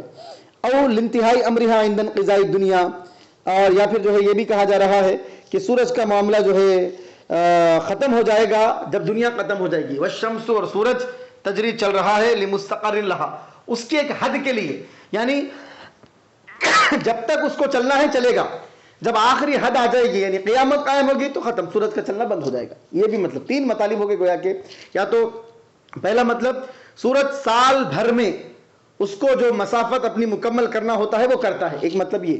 دوسرا، روزانہ مشرق سے نکلتا ہے مغرب میں غروب ہوتا ہے، یہ مسافت ڈوبتا ہے. تیسرا کیا بولا گیا کہ قیامت کے دن جب سورج ختم ہو جائے گا وہاں اس کی حد ہے، لاسٹ اینڈ اس کے چلنے کی قیامت ہے. قیامت جب آئے گی تو سورج کا چلنا بند ہو جائے گا. تو تینوں معنی کس قدر مفسرین اکرام نے ایک ایک بات پہ قرآن کے معنی میں غور و فکر کیا، ایک ایک آیت کے تین چار معنی اور اس کے تفاسیر بیان کیے ہیں. الحمدللہ اللہ تبارک و تعالیٰ ان کے علم کا حصہ ہم کو بھی عطا فرمائے. ذالک تقدیر العزیز العلیم. اب اللہ تعالیٰ فرماتا ہے ذالک الجری علی ذالک التقدیر، وہ جو مقرر کیا گیا اسی کے مطابق جو چل رہا ہے سورج. والحساب الدقیق، باریک حساب ہے اس کا. سورج 365 سال میں کتنی مسافت طے کرے گا، اور مشرق سے نکل کے مغرب میں جو ڈوبے گا وہ کتنی مسافت طے کرے گا، باریک جو اس کا حساب ہے. اور یہ جو چلنے کا انداز ہے سورج کا، تقدیر العزیز، یہ عزیز کا مقرر کیا ہوا نظام ہے. عزیز کا مطلب کیا ہے؟ الغالب بقدرتہ علی کل مقدور. اللہ تعالیٰ الغالبی بقدرتہ علی کل مقدور، اللہ تعالیٰ اپنی قدرت کے ذریعے ہر مقدور پر غالب ہے. کائنات کی ہر شے پہ اللہ تعالیٰ غالب ہے. تو غالب پروردگار نے یہ نظام مقرر کیا ہے. سورج اللہ کو مغلوب نہیں کر سکتا. سورج یہ نہیں کہہ سکتا کہ اے مولا تو نے یہ نظام مقرر کیا ہے لیکن میں دوسرے نظام پہ چلوں گا. نہیں، اللہ غالب ہے ہر چیز پہ. کوئی شے اللہ کی مرضی اور اللہ تعالیٰ کے ارادے اور اس کی مشیت اور اس کی چاہت کے بغیر کائنات کی کوئی چیز نہیں ہوتی کہ اللہ غالب ہے. العلیم، اور اللہ تعالیٰ جاننے والا ہے بکل معلوم. اب آپ دیکھیے کہ کسی بھی واقعے کے بعد اور کسی بھی تذکرے کے بعد اللہ تعالیٰ جو اپنی صفات کا تذکرہ کرتا ہے وہ مناسبت سے ہوتی ہے. وہ سورج ایک بہت بڑی مخلوق ہے اور زمین سے علماء فرماتے 27,000 گنا بڑا ہے سورج. اتنی بڑی مخلوق اللہ تعالیٰ نے سورج کی شکل میں پیدا کی ہے. تو اب اللہ تعالیٰ بتا رہا ہے اس پر کنٹرول اللہ کا کیسا ہے کہ سورج اللہ تعالیٰ کے بتائے ہوئے نظام سے، اس کی تقدیر سے، وقت مقرر سے، مقرر جگہ سے ہٹ نہیں سکتا ہے. تو یہ کہنے کے بعد اللہ تعالیٰ نے اپنے جس صفات کا اظہار کیا وہ دو صفت ہیں، عزیز اور علیم. یہ بولنے کے بعد اللہ نے اپنے آپ کو کہا کہ میں عزیز اور علیم ہوں اور یہ میرا مقرر کردہ نظام ہے. عزیز کا مطلب کیا ہے؟ میں غالب ہوں. سورج میں اتنا دم نہیں ہے کہ مجھ پر مغلوب ہو کے بتائے. سبحان اور اللہ، مجھے علم ہے ساری چیزوں کا کہ سورج کو کہاں سے گزرنا ہے، کہاں پہنچنا ہے، ہر چیز کو میں جاننے والا ہوں. تو اللہ تبارک و تعالیٰ کوئی بھی تذکرہ کرنے کے بعد، کسی بھی واقعے کو ذکر کرنے کے بعد اس کی مناسبت سے وہاں جو چیزیں ہیں، جیسے مثال کے طور پہ توبہ کا تذکرہ ہے تو اللہ تعالیٰ اپنی صفت ذکر کرتا ہے، اللہ غفار ہے، اللہ تواب ہے. رحمت کی کوئی بات آئے تو اللہ اپنی صفت کا ذکر کرتا ہے، اللہ رحیم ہے. اور کہیں پہ کوئی فرعونوں کو دبانے کی بات آئے، شدادوں کو ہلاک کرنے کی بات آئے اور متکبرین کو ختم کرنے کی بات آئے تو اللہ تعالیٰ اپنے آپ کو جبار اور قہار کہہ کر اللہ اپنا تذکرہ فرماتا ہے. تو یہ مناسبت سے اللہ کے جو 99 نام ہیں ہر جگہ اللہ تعالیٰ اس مناسبت سے اس کا تذکرہ فرماتا ہے. والقمر قدرناہ منازل حتی عاد کالعرجون القدیم. اب اس کے بعد سورج کی زمین کی بات ہوئی، رات کی بات ہوئی، سورج کی بات ہوئی، پھر اب اللہ یہاں سے چاند کا تذکرہ شروع فرما رہا ہے. والقمر، اور چاند کو قدرناہ منازل، ہم نے چاند کے بھی مقامات مقرر کیے ہیں. جہاں سورج کے مقامات مقرر ہیں، اس کے حدود مقرر ہیں، اس کا مستقر، اس کی جگہ مقرر ہے، وہیں پہ چاند کے مقامات بھی مقرر ہیں. حتی عاد کالعرجون القدیم، یہاں تک کہ چاند لوٹ جاتا ہے کالعرجون القدیم، ایک بوسیدہ کھجور کی ٹہنی کی طرح باریک ہو جاتا ہے چاند. اب اس کی تفسیر دیکھیے آپ کس طرح علامہ نصفی رحمۃ اللہ علیہ نے دقت کے ساتھ، گہرائی کے ساتھ اس کی تفسیر کی ہے. تو ترجمہ ہو گیا والقمر نصب بفعل یفسرہ. آپ اس کو پڑھ سکتے ہیں نصیبہ، اس کو نصب دیا گیا یہ معنی میں، یا آپ اس کو پڑھیں گے نصب یہ منصوب ہے، تو نصب جو ہے مصدر ہے، اور مصدر جو ہے اسم مفعول کے معنی میں ہوتا ہے. والقمر نصب، اور قمر منصوب ہے بفعل، فعل کے، یا نصیبہ بفعل. آپ نصیبہ پڑھنا اچھا ہے، نصیبہ پڑھ لیجئے. نصیبہ بفعل، قمرہ جو لفظ ہے اس کو جو نصب دیا گیا ہے بفعل، ایسے فعل کی بنیاد پر، ایسے فعل کی وجہ سے، ایسے فعل کے ذریعے، یفسرہ جس کی تفسیر کر رہا ہے آگے کا یہ فعل، قدرناہ، قدرناہ اس کی تفسیر کر رہا ہے. تو آپ ایک بات، مفعول بہ کا بیان جہاں پر آپ پڑھتے ہیں تو مفعول بہ کے قواعد میں یہ قاعدہ بتایا گیا ہے کہ مفعول بہ کے فعل کو 4 مقامات میں حذف کرنا واجب ہے. صاحب 4 مقامات ایسے ہیں جہاں پر مفعول بہ کے فعل کو حذف کرنا واجب ہے. ان میں سے یہ مقام ہے جہاں پر مفعول بہ کا فعل محذوف ہے. یہ القمرہ جو ہے یہ مفعول بہ ہے، اس کا فعل کیا ہے صاحب؟ قدرنا. قدرنا پہلے اس کا ایک فعل ہے.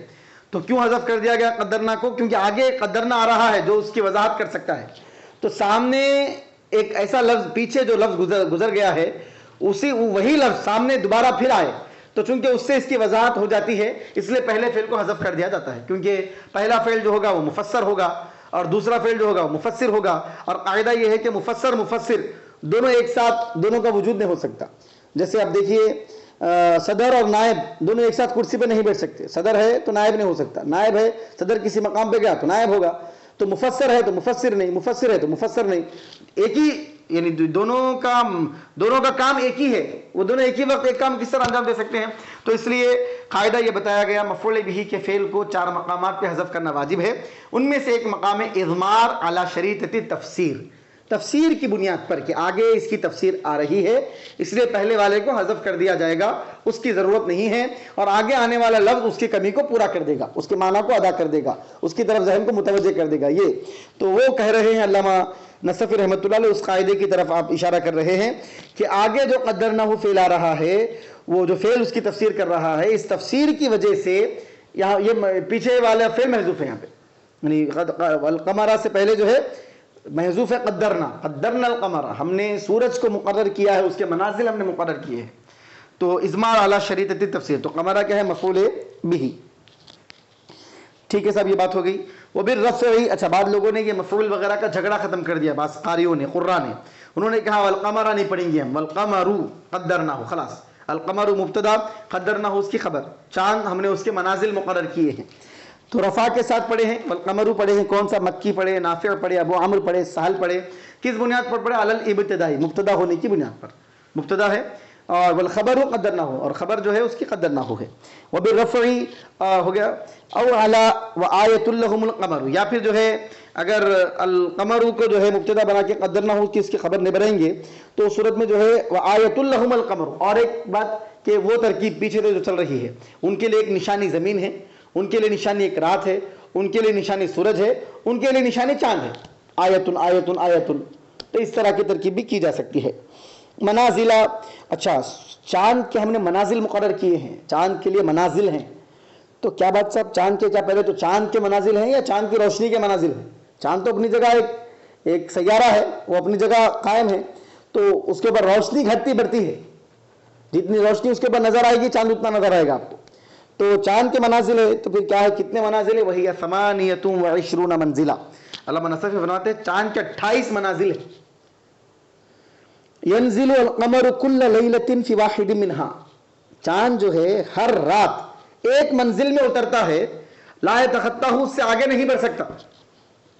منازل اللہ نے مقرر کر دی ہیں چاند کے لیے، اور وہ ایک منزل، ہر رات ایک منزل طے کرتا ہے وہ، اس لیے 28 دنوں کی اس کی منزل ہے. تو ینزل القمر کل لیلۃ فی واحد منہا، چاند ہر رات ان میں سے ایک منزل میں اترتا ہے، لا یتخطاہ، اس سے آگے نہیں بڑھ سکتا، ولا یتقاصر عنہ، اس سے پیچھے بھی نہیں ہٹ سکتا. جس منزل میں جانا ہے بس، جتنی روشنی اس کے اوپر ظاہر ہونا ہے خلاص، نہ وہ اس سے آگے بڑھ سکتا ہے نہ اس کے پیچھے ہٹ سکتا ہے. اعلی تقدیر مستقل، ایک سیدھے مقرر کردہ نظام پر، سیدھا مستقل مستقیم سیدھا. یسیر فیہا من لیلۃ المستحل الی الثامنۃ والعشرین، جس رات چاند، یعنی جو پہلی رات جس کو کہا جاتا ہے چاند کی، استحل یستحلو، یعنی پہلی رات کا چاند، پہلی رات میں چاند کا نظر آنا، چاند کی پہلی تاریخ. تو پہلی تاریخ سے اور لیلۃ مستحل، یعنی جس وقت وہ نظر آتا ہے وہاں سے لے کر کہاں تک؟ 28 دنوں تک. پہلا جو چاند نظر آتا ہے وہاں سے 28 دنوں تک جو ہے یہی استوا کے ساتھ بالکل سیدھا وہ اپنے نظام پر قائم رہتا ہے. جتنا اس کو مقرر کر دیا گیا وہ اتنا اس پہ ظاہر ہوگا، نہ اس سے آگے بڑھے گا نہ اس سے پیچھے ہٹے گا. ثم یستسر لیلتین، پھر وہ 2 راتیں چھپ جاتا ہے. او لیلہ، یا تو 2 راتیں چھپتا ہے یا 1 رات چھپتا ہے.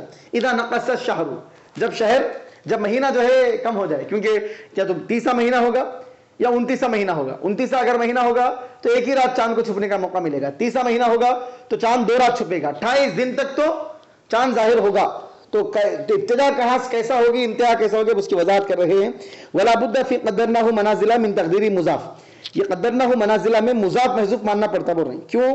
لأنہ لا معنی لتقدیر نفس القمر منازلہ، کیونکہ نفس قمر چاند کے منازل مقرر کرنے کا کوئی مطلب نہیں ہے. چاند کے کیا منازل ہے؟ چاند تو اپنی جگہ ہے. ای قدرنا نورہ، چاند کی جو روشنی ہے اس کے منازل ہے. روشنی کتنی آئے گی اس کے اوپر، وہ آگے بھی نہیں بڑھے گی پیچھے بھی نہیں ہٹے گی، جتنے حصے پہ روشنی اس کے ظاہر ہونا ہے. تو فرماتے ہیں کہ قدرنا نورہ، ہم نے اس کے نور کے منازل مقرر کیے ہیں.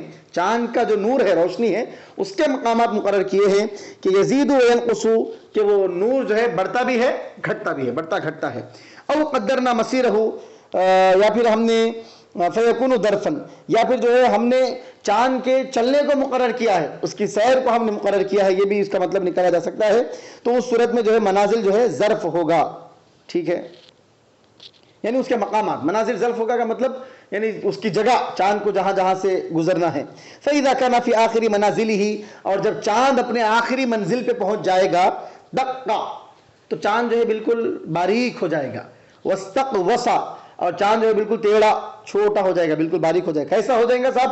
اللہ فرماتا حَتَّى عَادَ كَالْعُرْجُونِ الْقَدِيمِ، ایسا ہو جائے گا جیسا کہ کھجور کا بوسیدہ ٹنی ہے، کھجور کی بوسیدہ ٹنی. اب اس کی وضاحت کر رہے ہیں. ارجون کس کو بولتے ہیں؟ حتی عاد کالعرجون، ارجون. تو ارجون یہ بہت نادر لفظ ہے، غریب لفظ ہے. اس کی وضاحت کر رہے ہیں. عود الشمراخ، یعنی خوشہ، کھجور کا جو خوشہ ہے اس کی سوکھی ہوئی ٹنی. اذا یبسا، کھجور کے خوشے کی سوکھی ہوئی ٹنی جب وہ سوکھ جاتی ہے، وہ عوجہ، اور ٹیڑھی ہو جاتی ہے، تو اس وقت اس کو بولتے ہیں ارجون. کھجور کا جو خوشہ ہے اس کی ٹنی جب سوکھ جاتی ہے اور ٹیڑھی ہو جاتی ہے، باریک ہو جاتی ہے، تو اس وقت بولتے ہیں کہ ارجون. وزنہ فعلون، اور کس وزن؟ فعلون. فعلون کے وزن پہ ہے ارجون. من الانعراج، ٹیڑھا پن سے ہے یہ فعلون جو ہے. اس کے معنی ٹیڑھے کے معنی ہے اس کے اندر. وہ الانعطاف، کسی طرف مائل ہونا، جھکنا، ٹیڑھا پن ہو جانا. القدیم یعنی العتیق المحول، یعنی ارجون قدیم 1 سال جس کے اوپر گزر جاتا ہے، جس ٹہنی کے اوپر 1 سال جب گزر جاتا ہے تو ٹہنی جو ہے سوکھی ہو جاتی ہے، ٹیڑھی ہو جاتی ہے اور باریک ہو جاتی ہے کھجور کی ٹہنی. وَإِذَا، اور جب وہ قدیم ہو جاتی ہے، وَإِذَا قَدُمَا، اور جب وہ قدیم ہو جاتی ہے ٹہنی، دقا، تو وہ باریک ہو جاتی ہے، وَنْحَنَا، اور مڑ جاتی ہے، وَاسْفَرَّا، اور پیلی پڑ جاتی ہے. اب دیکھیے قدوما، اس کو قدیمہ آپ پڑھیں گے تو آنے کے معنی آتے ہیں. قدیمہ کے معنی جو ہے آنا. قدوما آپ جب پڑھیں گے تو اس کے معنی قدیم ہونا، پرانے ہونے کو قدومہ بولیں گے. باب مفعول اس سے آئے گا، کرما یا کرمو سے. اور قدیمہ اگر آپ پڑھیں گے تو اس کے معنی ہوں گے آنا کسی کا. وَإِذَا قَدُومَا، جب وہ ٹہنی پرانی ہو جاتی ہے، قدیم ہو جاتی ہے، سال اس کے اوپر جب گزر جاتا ہے، محول 1 سال جب اس کے اوپر گزر جاتا ہے، دقا، تو ٹہنی باریک ہو جاتی ہے، مڑ جاتی ہے، پیلی ہو جاتی ہے. تو اللہ تبارک و تعالیٰ نے فشبہ القمر بہ من 3 اوجہ، ان 3 وجوہات کی وجہ سے اللہ تعالیٰ نے چاند کو کھجور کی بوسیدہ مڑی ہوئی ٹہنی سے اللہ تعالیٰ نے تشبیہ دی ہے. کہ کھجور کی ٹہنی کیا ہوتی؟ باریک، چاند بھی باریک ہوا تھا. کھجور کی ٹہنی ہوتی ٹیڑھی، چاند بھی جو ہے ٹیڑھا ہوا تھا. اور وہ پیلی پڑ جاتی ہے کھجور کی ٹہنی، چاند بھی جو ہے پیلا پڑ جاتا ہے، زرد رہتا ہے چاند. تو ان 3 وجوہات کی بنا پر اللہ تعالیٰ نے چاند کے بارے میں کہا کہ چاند جب اس کی روشنی جب ختم ہونے پہ آتی ہے تو وہ بوسیدہ ٹہنی کے جیسا ہو جاتا ہے، العرجون القدیم، کھجور کی بوسیدہ شاخ کی طرح ہو جاتا ہے. الحمدللہ. والقمر قدرناہ منازل حتی عاد کالعرجون القدیم. اب اس کے بعد اللہ تعالیٰ فرماتا ہے کہ کائنات کا نظام ہے، زمین کا، رات کا، سورج کا، چاند کا، یہ سارے نظاموں کا ذکر کرنے کے بعد اللہ فرماتا ہے للشمس ينبغي لها ان تدرك القمر، سورج کی یہ مجال نہیں ہے کہ وہ چاند کی گردش میں جائے. ولللیل سابق النہار، رات کی یہ مجال نہیں ہے کہ وہ دن کو ہٹا سکے. دن کا جو لبادہ اللہ تعالیٰ نے اس کے اوپر پہنایا ہے لباس، رات جو ہے دن کے اوپر سبقت نہیں کر سکتا. ہر ایک کا ایک مقام، ہر ایک کی ایک حدود ہیں، ان کے حدود ہیں، ان کے مقررہ اوقات ہیں.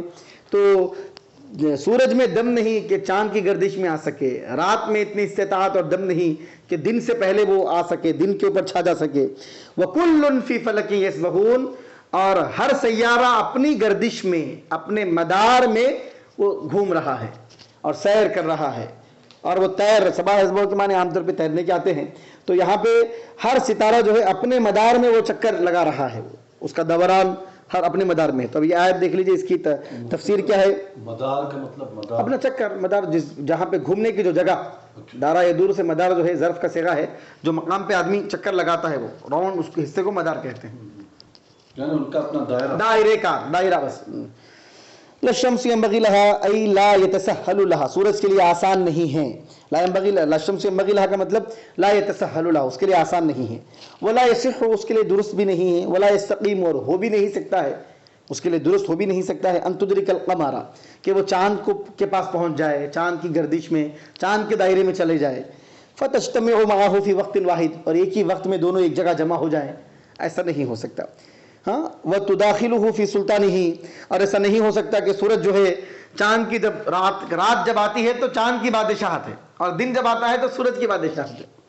تو ایسا نہیں کہ سورج جو ہے چاند کے گردش میں چلے گیا اور جو چاند کی بادشاہت تھی اس کو ختم کر دے کے وہاں اپنا تسلط جما دیا، ایسا نہیں ہو سکتا. جو چاند کا وقت ہے اس پہ چاند رہے گا، جو سورج کا وقت ہے اس پہ سورج رہے گا. تو وہ علامہ نصفی فرماتے ہیں کہ ایسا نہیں ہو سکتا کہ وہ سورج کے پاس پہنچ جائے، اس کے ساتھ جمع ہو جائے اور اس کی جو بادشاہت ہے، چاند کی جو بادشاہت ہے، اس پہ مداخلت کرے. وَتُدَاخِلُهُ فِي سُلْطَانِهِ، ایسا نہیں ہو سکتا کہ وہ سورج کی بادشاہت میں، چاند کی بادشاہت میں سورج مداخلت کرے. فَتَطْمِسُ نُورَهُ، اور جا کے اس کے نور کو بجھا دے، کیونکہ ہم جانتے ہیں کہ سورج جب چمکے گا تو چاند کی روشنی ماند پڑ جائے گی. تو ایسا نہیں ہے کہ وہ اس کی گردش میں، اس کے دائرے میں جا کر اس کی روشنی کو ختم کر کے اس کے اوپر تسلط جما کے میں بڑا ہوں اور میرے اندر روشنی زیادہ ہے، یہ وہ نہیں کہہ سکتا ہے. لِأَنَّ كُلَّ وَاحِدٍ مِّنَ النَّيِّرَيْنِ سُلْطَانًا عَلَى حِيَالِهِ، تو فرماتے ہیں کہ جتنے نیر، دونوں نیر ہیں چمکنے والے، سورج اور چاند کو نیرین کہا جاتا ہے، نیرین. تو یہ دونوں کی ایک بادشاہت ہے اپنے وقت پر، یہ دونوں بھی اپنی جگہ. چاند رات کا بادشاہ ہے اور رات کو چمکاتا ہے، سورج دن کا بادشاہ ہے، دن میں روشنی بکھیرتا ہے. فسلطان الشمس بالنہاری، سورج کی بادشاہت بالنہاری دن میں ہے. وسلطان القمر باللیل، چاند کی بادشاہت رات میں ہے. وللیل سابق النہار، رات دن کے اوپر سبقت نہیں کر سکتی. ولا یسبق اللیل النہار، رات دن کے اوپر سبقت نہیں کر سکتی. ای آیت اللیل آیت اللیل آیت النہاری وہما، یعنی رات کی نشانی اور دن کی نشانی، وہما النیرانی. ولا يزال الامر على هذا الترتیب الى ان تقوم القیامت. کیا بول رہے ہیں کہ رات دن کے اوپر سابق نہیں ہو سکتا، مطلب رات کا جو اجالا ہے وہ دن کے اوپر سابق نہیں ہو سکتا، رات کی جو تاریکی ہے وہ دن کے اوپر وہ نہیں کر سکتی. رات کا اپنا معاملہ، دن کا اپنا معاملہ ہے. یعنی رات کی جو نشانی ہے وہ دن کے نشانی پہ سبقت نہیں کر سکتی. رات بھی ایک آیت ہے، دن بھی ایک آیت ہے، تو آیت اللیل آیت النہار پہ سبقت نہیں کر سکتی ہے. وہما النیرانی، اور وہ دونوں روشن ہیں. ولا یزال، کون دونوں روشن ہیں صاحب؟ یہ سورج اور چاند، سورج اور چاند دونوں روشن ہیں، اور سورج جو ہے دن میں روشن ہے اور چاند رات میں روشن ہے. تو ان کا جو معاملہ ہے وہما النیرانی، یہ دونوں روشن ہیں. ولا یزال الامر علی هذا الترتیب، اور ان کی روشنی اسی انداز پر رہے گی، اسی ترتیب پر. کب تک؟ الی ان تقوم القیامت، قیامت کے قائم ہونے تک. فیجمع اللہ بین الشمس والقمر، جب قیامت قائم ہوگی تو اللہ تعالیٰ سورج اور چاند کو جمع کر دے گا. وَتَطْلُعُ الشَّمْسُ مِن مَغْرِبِهَا، سورج جب قیامت قائم ہوگی تو دائرے میں آ جائیں گے سمجھیے، یعنی اللہ تعالیٰ سورج اور چاند کو جمع کر دے گا.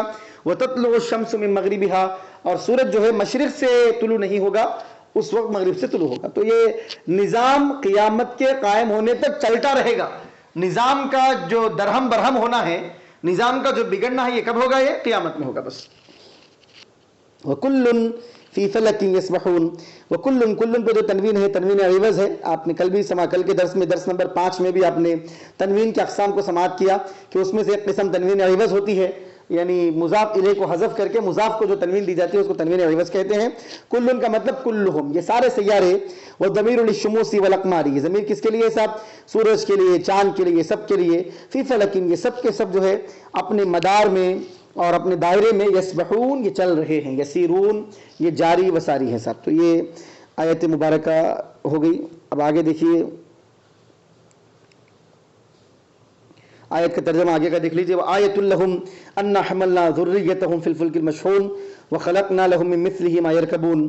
اور ان کے لیے اور ایک نشانی یہ ہے کہ ہم نے ان کی ذریت کو کشتی، بھری ہوئی کشتی میں ہم نے اٹھا دیا. اللہ تعالیٰ نے نوح علیہ السلام کے طوفان کا تذکرہ فرمایا کہ جب طوفان آیا تو اللہ تعالیٰ نے ان کے ذریت کو اللہ تبارک و تعالیٰ نے کس میں اٹھا دیا صاحب؟ فی الفلک المشحون، بھری ہوئی کشتی میں اللہ تبارک و تعالیٰ نے ذریتوں کو اللہ تعالیٰ نے اٹھا دیا، یعنی ان کی حفاظت فرمائی کشتی کے ذریعے اللہ تعالیٰ نے. وَخَلَقْنَا لَهُم مِّن مِّثْلِهِ مَا يَرْكَبُونَ. اور اللہ تعالیٰ فرماتا ہے کہ ہم نے ان کے لیے اس کشتی کے جیسے اور بھی کئی چیزیں ہم نے پیدا کیے ہیں جس پہ وہ سواری کرتے ہیں. اب دیکھیے اللہ تعالیٰ کی حکمت اور اللہ کی قدرت. کشتیاں وغیرہ وہ تو اس زمانے کے ہیں، قیامت تک کیا کیا پیدا ہو سکتا ہے وہ سب خدا کی قدرت. اللہ فرما رہا ہے ایک تو کشتیاں ہیں بھری ہوئی جو سمندر میں آپ سفر کرتے ہو، اور دوسرا اس جیسے اور بھی ہم نے تمہارے لیے مراکب، سفر کرنے کے لیے تمہارے لیے اور سواریاں بھی ہم نے پیدا کی ہیں جس پر تم سوار ہوتے ہو. وَإِن نَّشَأْ نُغْرِقْهُمْ. اللہ فرماتا ہے اگر ہم چاہیں نغرقہم، ہم تم کو ڈبا کے رکھ دیں گے. سمندروں میں جہاز میں بیٹھ کے جا رہے ہیں، اللہ فرماتا ہے اگر ہم چاہیں نغرقہم تو یہ جو کشتی میں بیٹھے ہوئے ہیں ہم ڈبا دیں گے. اور کئی بار اللہ نے ڈبایا بھی ہے اور اپنی قدرت کا جلوہ اللہ نے دکھایا بھی ہے. فلا صریخ لہم، کوئی مددگار نہیں آئے گا ان کا. اگر وہ چیخیں گے پکاریں گے تو کوئی ان کا مددگار نہیں ملے گا. ولا هم ينقذون، ان کو بچایا بھی نہیں جائے گا.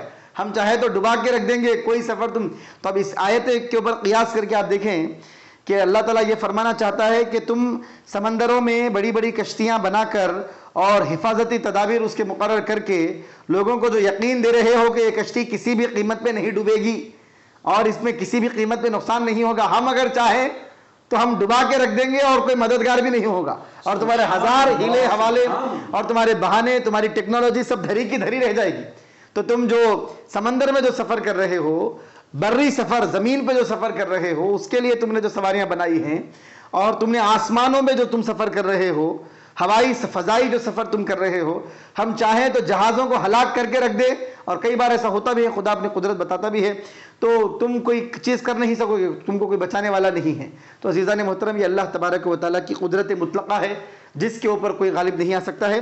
الا رحمتا منا ومتاعا الی حین. اللہ فرماتا ہے لیکن ہم ایسا ہر بار ایسا کرتے نہیں ہیں. کبھی کبھی اللہ تعالیٰ کی قدرت سے بعض چیزیں ہوتی ہیں، لیکن ہمیشہ اللہ تعالیٰ حفاظت فرماتا ہے، سلامتی عطا فرماتا ہے، چاہے وہ روڈ کا سفر ہو یا سمندر کا سفر ہو یا فضا کا سفر ہو.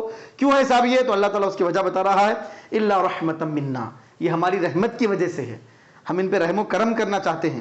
ومتاعا الی حین، اور ہم چاہتے ہیں کہ یہ دنیا سے ایک وقت تک فائدہ اٹھا لیں، اور جب ہم جب پکڑ کرنا چاہیں گے تو پھر ہم جب پکڑ فرمائیں گے. تو یہ اللہ تعالیٰ نے اس کا تذکرہ فرمایا. پھر ان 3 آیتوں کا اور ایک بار آپ ترجمہ سماعت فرمائیں. وآیۃ لہم، اور ان کے لیے اور ایک نشانی بھی ہے، انا حملنا ذریتہم، کہ ہم نے ان کی ذریت کو اٹھا لیا ہے، فی الفلک المشحون، بھری ہوئی کشتیوں میں. وخلقنا لہم، اور ہم نے ان کے لیے پیدا کیا ہے، بمثلہ، اسی جیسے اور سواریاں، کشتیاں، ما یرکبون، جس میں وہ سوار ہوتے ہیں. وإن نشاء نغرقہم، اور اگر ہم چاہیں تو ان کو ڈبا دیں گے. اغرق یغرق اغراق، فلا صریخ لہم، تو ان کا کوئی مددگار نہیں ہوگا. ولا هم ينقذون، ان کو بچایا بھی نہیں جائے گا. الا رحمتا منا، لیکن اگر ہم نہیں ڈبا رہے ہیں تو اس کی وجہ یہ ہے کہ ہماری طرف سے ان کے لیے رحمت ہے، رحمت کی وجہ سے. ومتاعا الی حین، اور ایک مدت تک ہم ان کو ان تمام معاملات سے فائدہ اٹھانے کا موقع دے رہے ہیں. اب دیکھیے وآیۃ لہم انا حملنا ذریتہم، ذریتہم کو مدنی اور شامی نے ذریاتہم پڑھا ہے جمع کے ساتھ، یہ واحد اس کو جمع پڑھا ہے. فی الفلک المشحون، مشحون کے معنی مملوء ہے، بھری ہوئی کشتی. والمراد بالذریہ الاولاد، اب ذریت سے مراد اولاد ہے.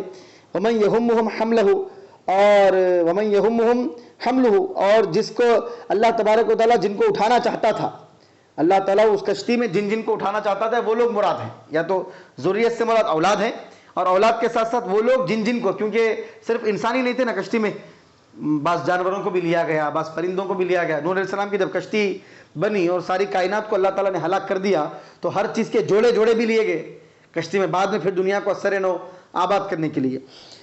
ومن یہمہم حملہ، جن چیزوں کو اٹھانا، ومن یہمہم حملہ، تو اللہ تعالیٰ فرماتا ہے کہ جن کو اللہ تعالیٰ اٹھانا چاہتا تھا اللہ تعالیٰ نے ان کو اٹھا لیا. ٹھیک ہے. ومن یہمہم حملہ، آپ اس طرح اس کو پڑھیے کہ جن کے بارے میں اللہ تبارک و تعالیٰ سمجھتا تھا کہ ان کو اٹھانا چاہیے، اللہ تعالیٰ نے اس کشتی میں ان کو اٹھا لیا. یا پھر اس کو وَمَن يَهُمُّهُمْ حَمْلُهُ بھی آپ پڑھ سکتے ہیں، یعنی جس کا اٹھانا ان کے لیے ضروری تھا. وَكَانُوا يَبْعَثُونَهُمْ إِلَى التِّجَارَاتِ بَرًّا أَوْ بَحْرًا.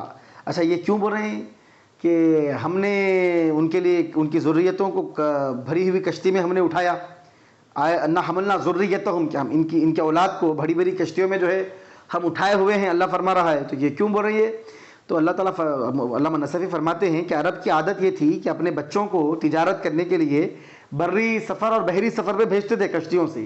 تو اللہ ان کو بتا رہا ہے کہ تم اپنی اولاد کو جو سمندر میں سفر کرنے بھیج رہے ہو، وہ جو افراد سے اور تمہاری ضروریتوں سے جو کشتیاں بھری ہوئی ہیں، ہم چاہے تو ڈبا کے رکھ دیں گے ان کو، اور تم کوئی مدد نہیں کر سکتے ان کو بچایا بھی نہیں جا سکتا، لیکن ہم اپنی رحمت کی وجہ سے ان کی حفاظت کر رہے ہیں. سبحان اللہ سبحان اللہ. اب الآباء لأنها من الازداد، یا پھر جو ہے ضروریت سے مراد یہ اولاد نہیں ہے، آبا مراد ہے، اس سے یہ بھی ہو سکتا ہے کیونکہ ضروریت کا جو لفظ ہے یہ ازداد میں سے دونوں معنی آتے ہیں اس کے، اولاد اور آبا. کیونکہ نوح علیہ السلام کے زمانے میں جن لوگوں کو ہلاک کر دیا گیا، جن لوگوں کو مکے میں حضور نبی کریم صلی اللہ علیہ وسلم کے زمانے میں قرآن نازل ہوتے وقت جو لوگ ہیں وہ اولاد ہیں کس کی؟ نوح علیہ السلام کے زمانے میں جو لوگ کشتی میں تھے. نوح علیہ السلام کے زمانے میں جو لوگ ہلاک ہو گئے اور جو کشتی میں محفوظ رہ گئے وہ آبا و اجداد ہیں اور یہ اولاد ہے. تو اللہ بول رہا ہے کہ تمہاری ذریت کو ہم نے کشتی میں اٹھا لیا تھا، ان کی حفاظت کی تھی. تو ذریت سے کیا مراد ہے؟ یہ لوگ ذریت ہوئے. وہ لوگ ذریت کیسا ہوتے ہیں؟ تو بولے ذریت کے دونوں معنی آتے ہیں، اولاد کو بھی بولتے ذریت، آبا کو بھی بولتے. تو اللہ مکے والوں کو کہہ رہا ہے تمہاری ذریت یعنی تمہارے آبا و اجداد. اب دیکھیں قرآن کی بلاغت بھی دیکھیے کہ ذریت کا جو لفظ ہے اس کے معنی اولاد کے بھی ہیں، اس کے معنی آبا و اجداد کے بھی ہیں. تمہارے آبا و اجداد کو ہم نے کشتی میں اٹھایا تھا، ان کو اٹھائے بول کے تم آج موجود ہو دنیا میں، ورنہ تم نہیں رہتے تھے. اس طرح ان کے اوپر احسان جتایا جا رہا ہے اور ان کو دعوت دی جا رہی ہے. والفلک علی ھذا، اس بنیاد پہ اگر یہ ذریت سے ایک تو دو باتیں ہو رہی کہ مکے والے اپنے بچوں کو تجارت کے لیے بھیجتے تھے، کیا تو وہ کشتی مراد ہے اب جو مکے والے بھیج رہے ہیں؟ تو اللہ بول رہا کہ یہ جو کشتیاں جا رہی ہیں ہماری رحمت کی وجہ سے ہے. یا دوسری بات یہ ہے کہ وہ جو نوح علیہ السلام کے زمانے کی کشتی تھی وہ جو بھری ہوئی تھی اس میں کون تھے؟ ان کے آبا و اجداد. تو اس صورت میں ان کے آبا و اجداد کو مراد لیا جائے گا. وقیل معنی حمل اللہ ذریاتہم، یا معنی حمل اللہ ذریاتہم فیہا، اللہ تعالیٰ نے ان کی ذریتوں کو اس میں اٹھایا. اس کا مطلب کیا ہے؟ انہ حمل آباءہم الاقدمین، اللہ تعالیٰ نے ان کے جو قدیم جو آبا و اجداد تھے نوح علیہ السلام کے زمانے میں ان کو اللہ تعالیٰ نے اس میں اٹھایا. وفی اصلابہم ہم وذریاتہم، تو ان کو کیوں بولا جا رہا ہے؟ تو فرما رہے ہیں کہ جن آبا و اجداد کو اٹھایا گیا ان کے صلبوں میں یہ بھی تھے اور ان کی ذریتیں بھی تھیں. کیونکہ آدمی اپنے آبا و اجداد کے اصلاب میں ہوتا ہے. وَإِنَّمَا ذَكَرَ ذُرِّيَّاتِهِمْ دُونَهُمْ لِأَنَّهُ أَبْلَغُ فِي الْإِمْتِنَانِ عَلَيْهِمْ. تو بول رہے ہیں کہ اچھا آبا و اجداد کے صلبوں میں ذریتیں تھی، تو اب اچھا آبا و اجداد میں ذریتیں تھی نا، تو تذکرہ کس کا کر رہے ہیں؟ ذریت کا کر رہے ہیں. تو تمہارے آبا و اجداد کی حفاظت کی گئی تو ان کے صلب کی حفاظت کی گئی جس میں تم موجود تھے ذریت کی شکل میں، تمہاری ذریت بھی موجود تھی. تو اللہ تعالیٰ فرما رہا ہے کہ تمہارے آبا و اجداد کی شکل میں تمہاری ذریتوں کی حفاظت ہم نے کی ہے کشتی میں. یہ بھی مطلب لیا جا سکتا ہے. تین مطالب علامہ نصفی اس کے بیان فرما. انما ذکر ذریاتہم، ذریات کا تذکرہ کیا، دونہم ان کے علاوہ، لانہ ابلغ فی الامتنان علیہم، کیونکہ احسان جتانے میں، منت بتانے میں یہ زیادہ بلیغ انداز ہے. تو عزیزان محترم الحمدللہ 41 آیت نمبر 41 پہ ہم پہنچ چکے ہیں. اللہ تعالیٰ سے دعا ہے مولا ہم سب کو قرآن کریم کو سمجھنے اور اس پر عمل کرنے کی توفیق عطا فرما. وآخر دعوانا ان الحمدللہ رب العالمین وما علینا الا البلاغ.